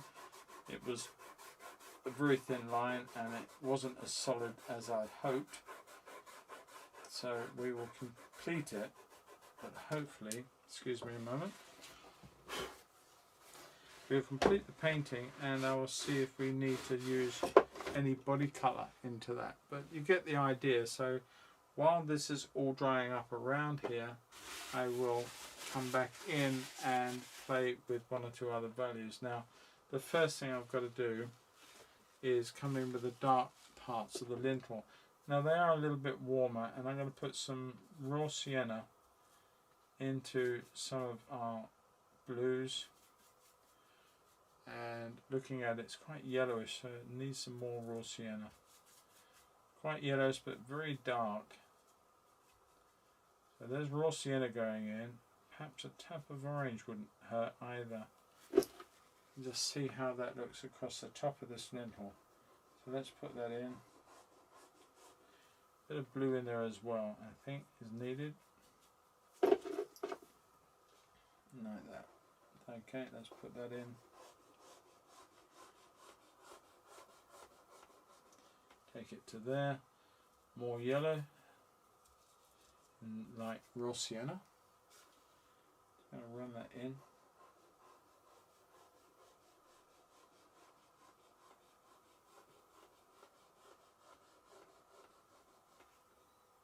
Take that into it there.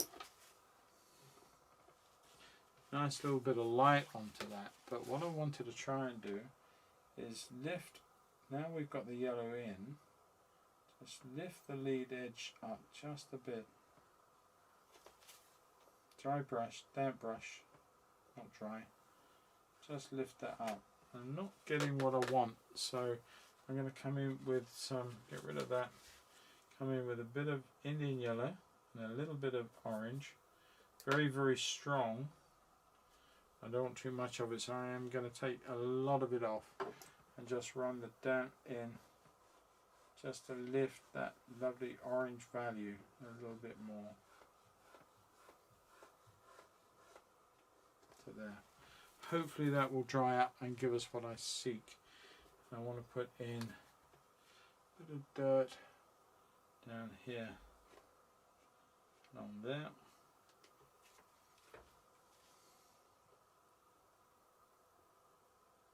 Mold that not strong. Okay, and a little bit of red into here.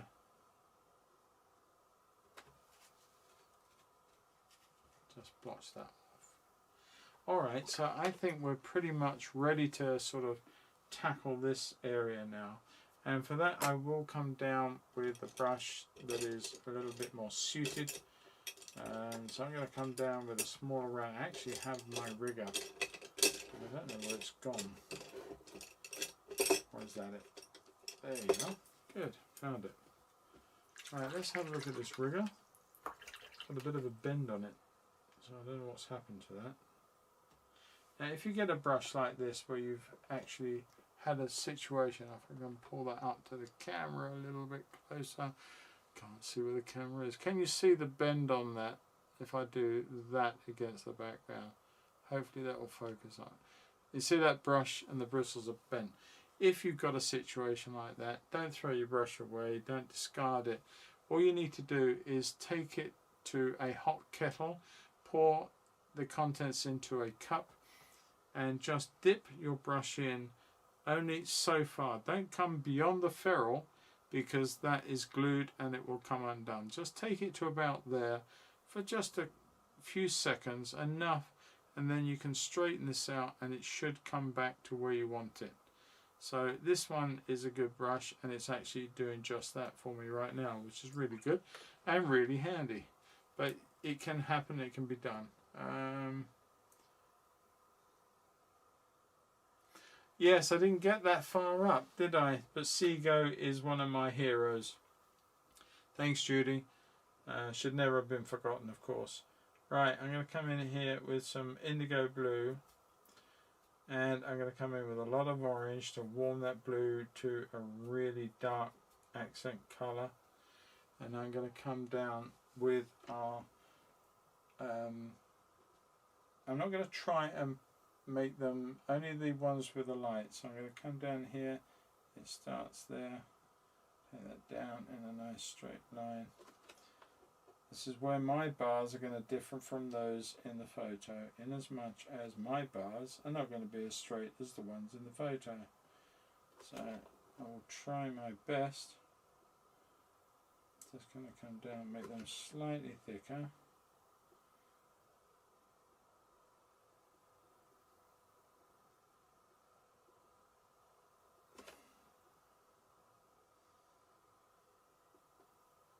Like so. Then they got this sort of suggested angle, and they carry it on down to the next one. I'm just going to come down with a single line and then do my best to straighten it up.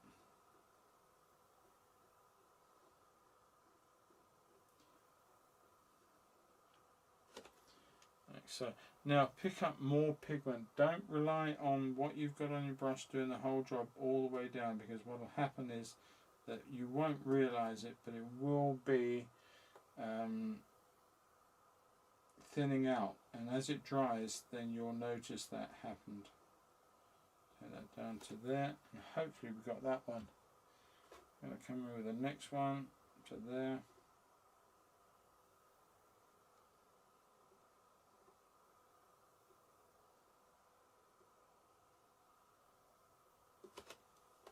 Like watching paint dry, this, isn't it? And I think I'm moving away. Sorry if I'm doing that. Come on down here to the next one. Take that little angle across the top of there and under there, so you get that. I tried to do it there, didn't quite make it. You get a little sort of angle to the bar. Okay, straight on down.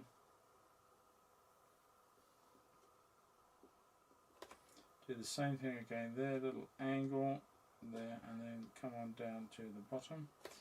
And if you're doing well, the last thing you want to do is get complacent. I assure you, it's when it will come back and bite you.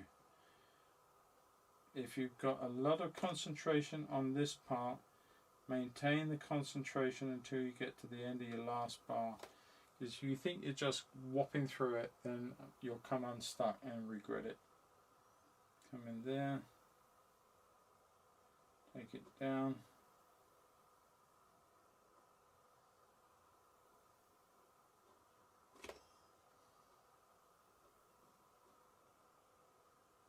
Trust your lines. If they've done them straight, that'd be great. Come here and little suggested angle once again, and then bring that down.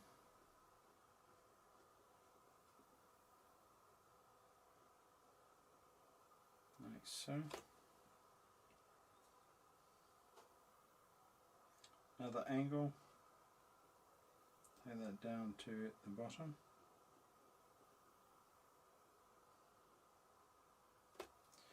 Next one. We're getting there.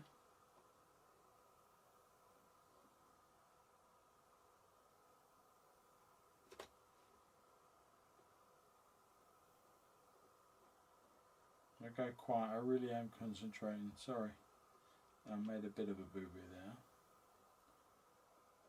Little angle. Bring it on down again. Keep replenishing your pigment so it doesn't get weak and dry up at different value, because it will do. Tap, angle, down. Like so. Got two more.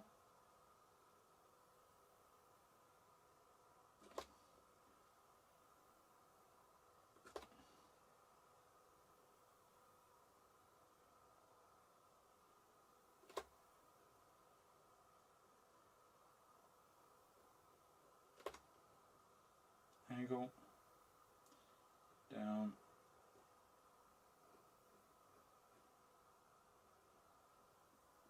the next one, another angle.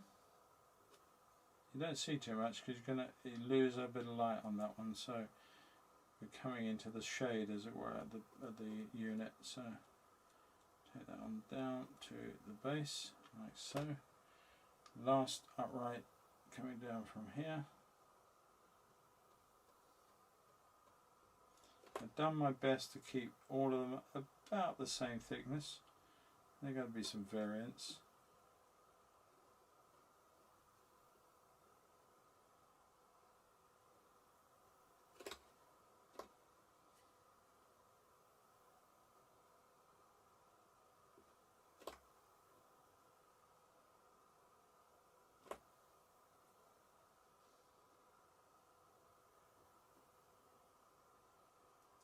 Okay, so that's those ones pretty much done. I'm going to wait for those to dry before last thing I want is to damage anything here. But what I can do is come back in with some indigo blue and a little bit of raw burnt sienna, sorry, just to take that off of the blue. Slightly weaker mix, not too much, but now I can use this. Now I said that it's going to be almost white through there. I was lying. It's going to be a slightly less of a white in one or two places. Put that little bit of colour in, but I'm just going to take that warmth through. Lots more water. I want to drag that out now as a wash. Let that come through. So that's almost white, not quite. Just tapping off some of it. Especially if I get it close to one of those bars. That just gives that white less stark but more glow. It's just a stain, it's just a tint, but I can't do what I wanted to do there now. I've got to be patient and wait for that. So we're almost there, almost there. Toying with the idea of coming down with a darker value of reds and russets. Maybe a little bit of Indian red. Just tempted to come down here with one or two. I'm not sure if I should. I'm looking at that and thinking I'm not that worried about doing that. Just leave it at that. It does what it says. I'm quite happy with what it's done. Maybe I will come in with a few dark greens, tapping in over here. Now this is dry while I'm waiting for this to work. Give me a few of these darker leaves that are all over the top here. Maybe a little bit more green into there. A little bit of yellow. Just tapping in one or two leafy shapes, as it were. And I don't know, I can't see. I'll tell you why I can't see, because the camera details of the photograph are actually right at this point, and I can't see through all the writing exactly what's going on. I'm sure. I don't know if you're seeing the same, but I've certainly got that. But anyway, never mind. It is still almost there. And I think there are some sort of leaves that are creeping over at this point, as well as over here.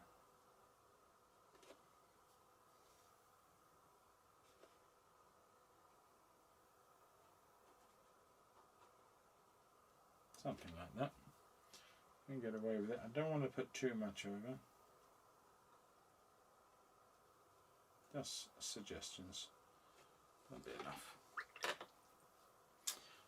Keith saying, would you consider the use of watercolour pencils be cheating in this case? No, I don't think so, Keith. I think that pencils, I mean, it's watercolour. I mean, there's no prescribed method that you can only use pencils for pencils or whatever. I know people that do watercolour paintings and then they really come in hard with the pencils and they excite it even more. So no, it's just a method. It's just at the end of the day what you really want to see with regards to your painting. And if you want to draw with a ruler and get these bars exactly how they should be, if you want to use dark pencils on them, watercolor pencils, or even normal crayon type pencils, you can do so. It's not telling you you can't, it's simply telling you that you know, the choice is yours. I just chosen to do it this way. Just seeing if that's dry enough to do what I want to do now. I think it is. I'm going to come in with a little bit of blue on there, and I want to suggest the lovely, this is what makes this. Now I'm going to bring a few darks up in here like so, just to really throw out that bit of light in here, and tap it around a little bit. And then I want to suggest the bevel, so I'm going to bring it that way on this shadow and then down like so. Now that creates the shadow of the window bar, but it also tells you that this has got a bevel to it, which you, if you can't see it, then you won't get that little gap on that one. I'm going to bring that down, put another bevel into that too, and that's coming all the way down through here like so. There's a few bits of dark in here that are matching it, so we can put those in. That's great. It helps diffuse the what we're looking at. And then we've got a very, I mean, I've got a bigger gap on mine, but that's because this actually could be done. We can do that. I'll come back to that in a minute. I put in a little bit of dark through here, maybe even a little stronger, and that one just a touch stronger.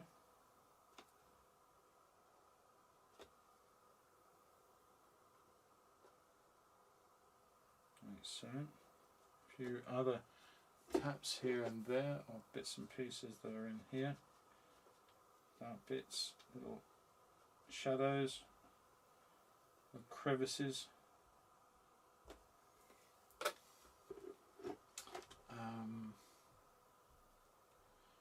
And another one here, it's a bit too weak. Come back with that, let's come back in with another go at it, bring that down. And again, there's going to be one or two darks coming up into here, messing around with that. Warm some of them up too, that wouldn't be a bad idea. A little bit of warmth into some of these colours. It's not just green, it's greens and reds. That works very well.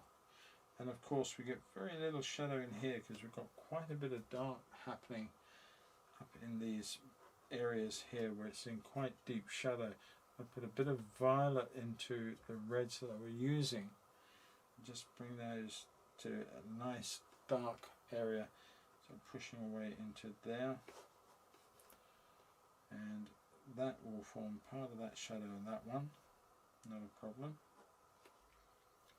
And let's just bring that down, what would be a mortar line there, I think, something of that nature, like so. Quite dark and then dark and down into there. Against that green it's quite dark too. Hopefully I've got that about where I want it.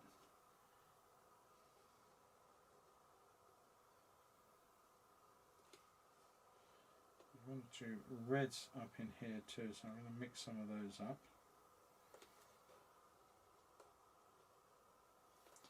Teasing the brush around, making it dance across the paper is what I'm doing.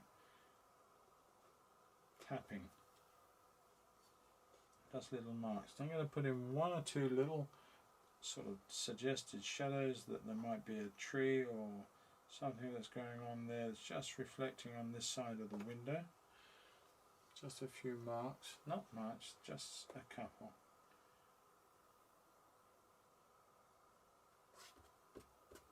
Okay, nothing serious, nothing too much. That pretty much does that. All I've got to do is the crossbars and we're home and dry pretty much, I think. I hope. Yeah, I didn't do too much down here. I don't think it really needs it. I quite like leaving that actually. I'm going to use a bit of body colour for a minute. I just want to put that with a little bit of mix them on the side here, putting that with a little bit of raw umber, raw sienna, sorry, and take the most of it off. But I just want to suggest, if they will allow me, just those couple of viney things that are sort of like that. That's all it wants. Just wanted to suggest it, nothing more. Taking out the opaque out of that paint. That's it, and out of there so I don't pick it up inadvertently. Get rid of that. Yes, I just wanted to suggest those two little viney bits over there. Now for the big one, and let's just work back into some of these darks. So again, let's mix up our indigo. Nice and strong. Bit of red, a bit more red, and some orange in there. Just check that out. Quite nice and strong. A little bit of Indian red in there too. I'm going to leave that brush to one side and come in and let's see if we can get this done. Now our long top one, I'm going to probably do this, if that's okay with everybody. You can still see what's going on. And I'm going to come down with the first one, and it starts into the wall, the little point. So it comes out like so, taking it on down. This is even more perilous than the other ones. Try and do them in one stroke if it's possible, or two strokes maybe. A bit more warmth in there.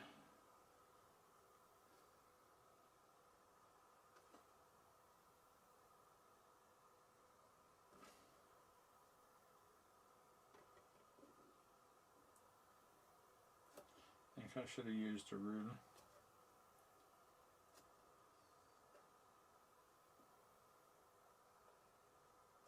And now I can see I'm coming off my line ever so slightly, but very definitely.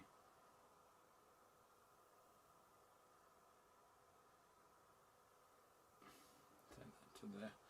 Alright, that's that one. I hope done enough. I'm going to come across from this wall again here. I'm so glad there's only 3 of these ones. Take the thickness along, like so.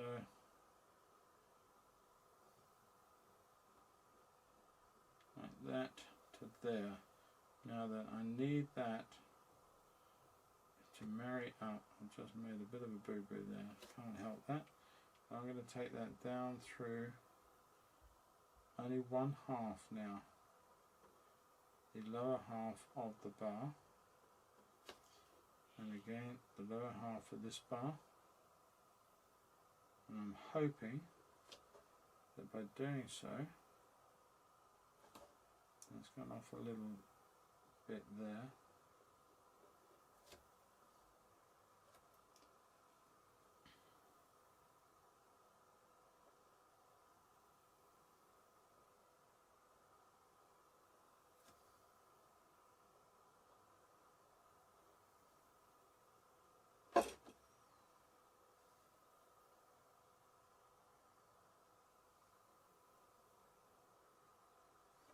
Okay. I'm not sure if that's straight or what, but it is what it is. Take that down through there. Give that a bit more thickness at that point.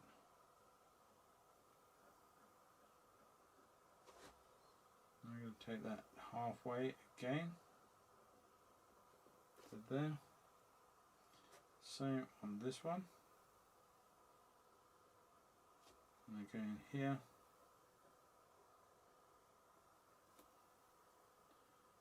And again on this one.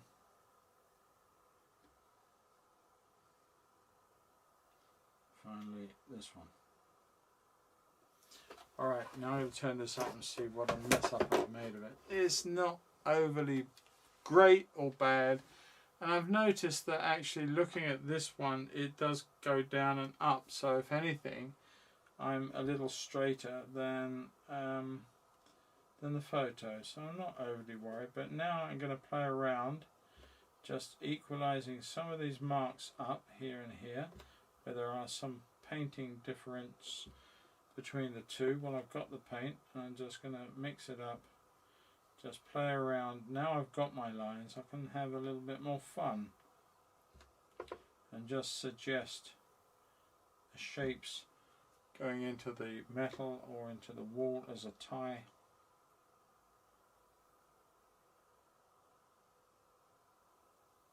Like so. Excuse me. Just strengthen areas that may be a little weaker.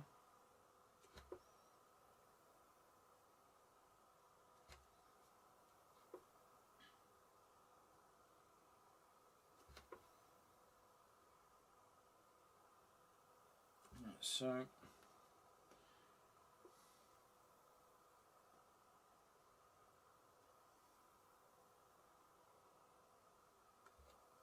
you can see now by coming here I can further create that little area there, so it makes that look like a shape. The same under there. Little shapes just a bit lost on that one. That one doesn't have one, of course. Take that line and reinforce that one.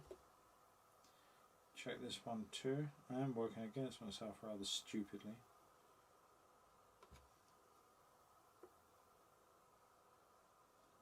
Take that down and create that angle again.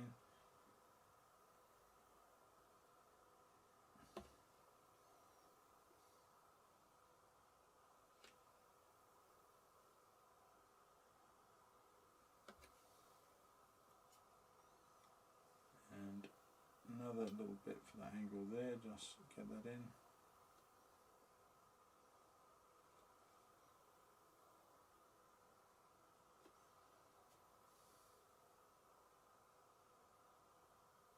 Actually, the little imperfections in my line are quite useful in as much as that they are, it's almost like you've got the showing the rust of the age of the metal itself, which I don't think is wrong. I think it's quite nice in that regard.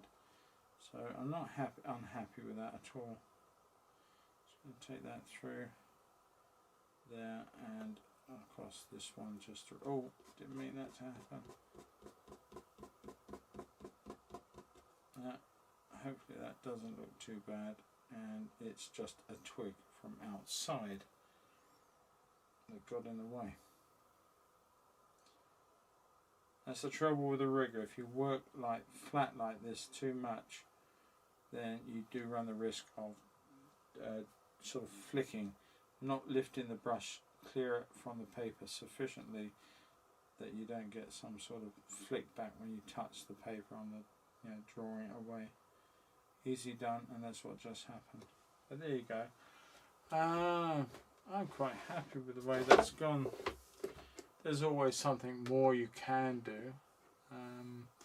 I could make this deeper and darker down here. I think it might serve purpose to just put a bit of warmth into that, a little bit of red, a bit of terracotta colour, and just come down here and strengthen this corner out and take it up into there and just add it. It's not quite as dark as that in the photo, I appreciate that, but by doing so, I think what it's doing is holds the whole of the picture in place. It's sort of letting people out, and I didn't really want that to happen. I put in a little bit of green and dark in here because you've got this area here which has been omitted. So I'm going to put that down there, like so, and that comes down and comes back this way, and just as you can see, it's sort of growing down in between some of the bricks, and that creates that, and just make that a little bit red as well, and green, and just paint that out, because red and green like this is really an awesome dark against light, and you can see how intense that suddenly makes that area there. Just breaking it up a little bit up to there. Okay, I think we're pretty much sorted out.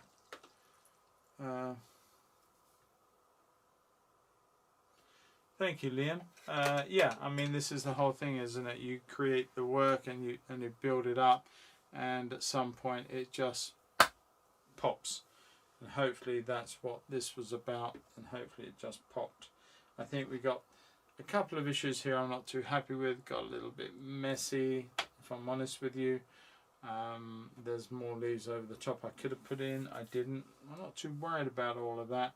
This to me was the whole thing. This area from here through here was really important, that I wanted to get that about right. I would have liked to have put in a little bit of lemon yellow in one or two spots on the green on the light, and I missed that opportunity. I don't know if I can apply some carefully now, just a bit suggestive, just to pick up one or two bits of light. That might work actually. Be careful, don't overdo it. Just one or two taps of that green, one or two places there. Just smacks a little bit of light catching in, a little bit of light into one or two things here.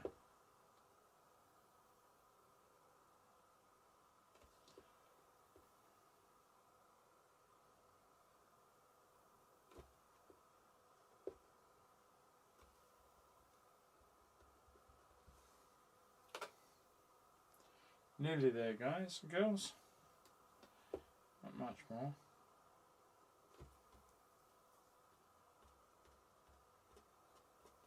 Just tapping a little bit of yellow along there was quite nice actually. Don't want to do any more though. That's it. Okay. Right.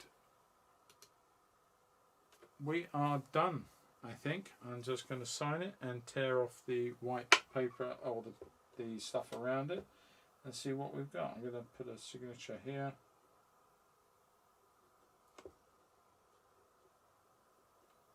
That's done. And let's tear off the reveal and see what it looks like.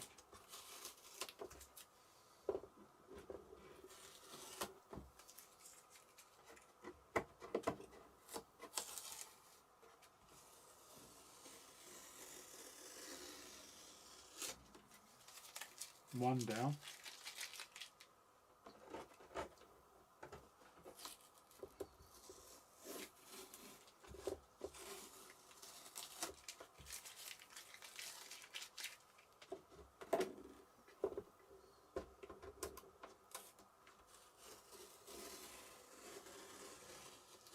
Always make sure your paper is very dry before you do this, because you will rip it.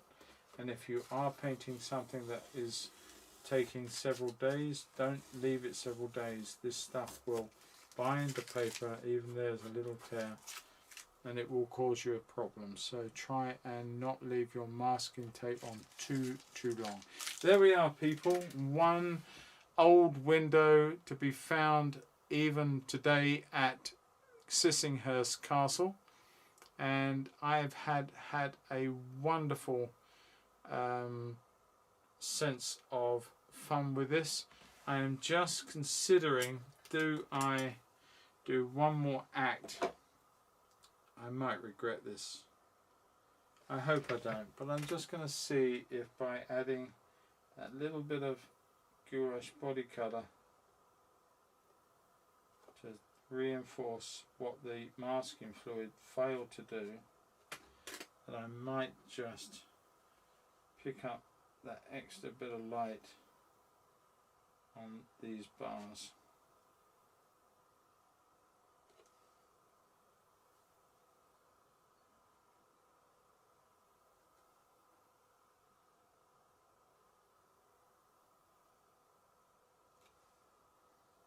So I'm not a great fan of doing too much of this, but I think the end justifies the means on this one. But if you are going to mask out, then buy a different masking pen. I don't think that one is quite up to what I would like to see it be doing.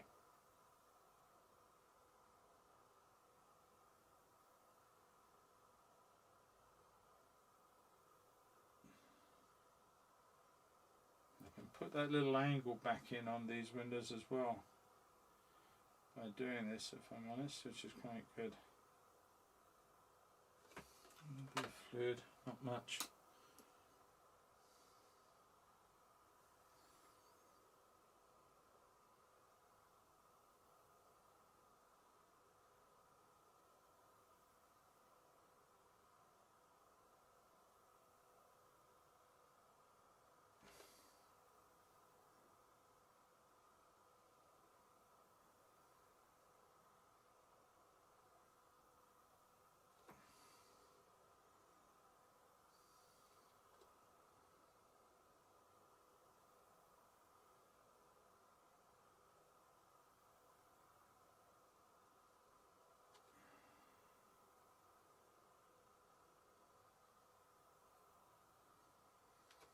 Okay, well, hopefully that's worked. I think it needed it because there was just not enough, but the trouble with white gouache is that it will go a little cooler. One way you could have maybe made that a little bit more so would be put a little touch of yellow to it, and I'm gonna just show you the difference very quickly. You need your yellow to be in a good state, not like my one, which is filthy. I'm going to come in and find a little clear spot just to put that there. Take some of this out and see how that will colour up. Now, by putting that tap in, you will just make that light, that window, just a tad yellower, a tad warmer. Visually will make the difference. I'll be a little careful because we've got a lot of green and yellows going on behind, but I think it's worth the chance. He says he hopes. Right. Colin, thank you very much, mate. Have a great evening and great weekend. Catch up with you very soon, I hope. But there we are, people. We are, oh good lord, sorry, it's two and a quarter hours tonight. Sorry guys and girls, but I've had a lot of fun with this, and yeah, it was good, and I enjoyed it, and I hope you've got something from it. I don't know what I'm going to be doing for the oil painting next week. I know I have found a couple of old sets of coloured pencils, so I'm actually going to have a play around with some coloured pencils on one evening. I don't know when it'll be. It may only be one of my Friday films. I'm not sure yet, but we shall see. But certainly there'll be an oil painting on Monday, and as what it's going to be, I do not honestly know. But I'm sure you'll have fun watching it as usual. As much fun as I have painting it. But don't forget, there is my Patreon, and if you want to get involved in help support my channel and all the efforts to creating not just my films for YouTube, my films for Patreon, but also helps me with the financing and the time and that spent in these live streams. So that's always welcome if you want to get involved. Don't forget, my film went up live on my YouTube today, and that is all about puffy white clouds in watercolour. I think you'll get something from that. I see earlier that it had already gained quite a lot of popularity, so yeah, have a look at that one. I'm sure you'll get something from it and enjoy it. Trees are good. I'm glad you had fun with that. Yeah, I don't know what that bloke's like, Keith. I mean, I have heard stories about him, mate, but so take it with a pinch of salt, huh?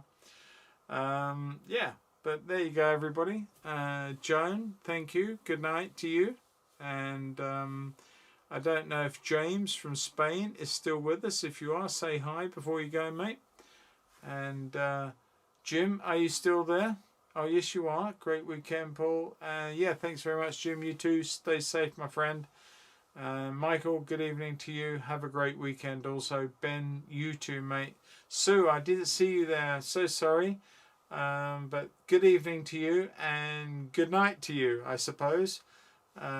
Yes, it was good. And I'm glad that we got over 30 people watching tonight. I think one or two of you may have turned on another device to help that across the line, in which case I thank you for your support. That was cracking. And if you didn't, and we had a genuine 35 people on there, magic. That was good too. But yeah, Derek, good evening. See you Monday, mate. Yeah, and I'm hoping my hair will grow a bit more before Monday. I got a little bit too short, but there you go. It's okay. JT, good evening to you. Thanks for your comment on the clouds earlier. It was noted. If I haven't answered it, I will do. But thank you very much for the support on that too. G. Ben, thank you. Greetings from Iceland. Wow, we have that. Fantastic. Thank you very much for joining us. I do hope that you will join us for another evening very soon. We have 2 a week. We have one oil one on a Monday evening at the same time, and we have a watercolor one every Friday at the same time. So fantastic. We can add Iceland to a list of visitors to the stream. Thank you very much, and I hope you enjoyed what you saw. So that's fantastic. Icelander, wow.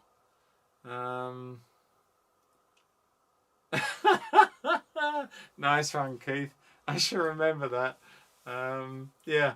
But anyway, guys, it's been a fun evening, and I have had fun painting this, as I've had fun painting more, really. I just love painting. So that's it, really, for me. So it's all about the painting, and I'm just glad that I can paint and enjoy it with some friends. So that's good too. So yeah.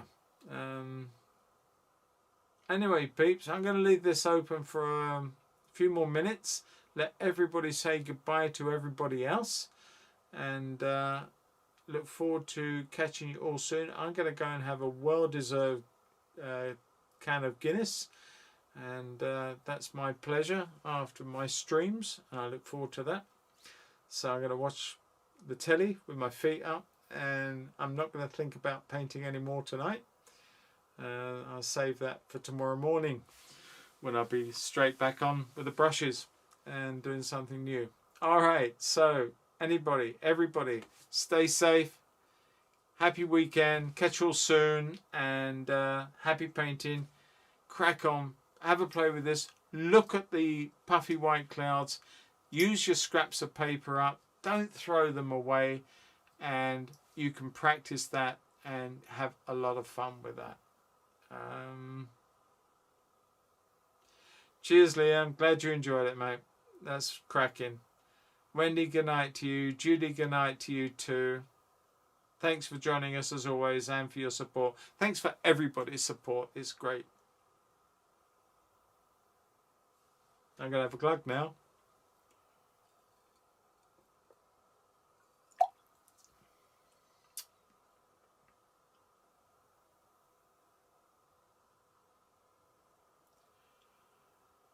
Okay, so I am now, I think, going to turn the chat and everything else off, and then the stream. So I will definitely say good night to everybody. I think, what have I done? Done something. There you go.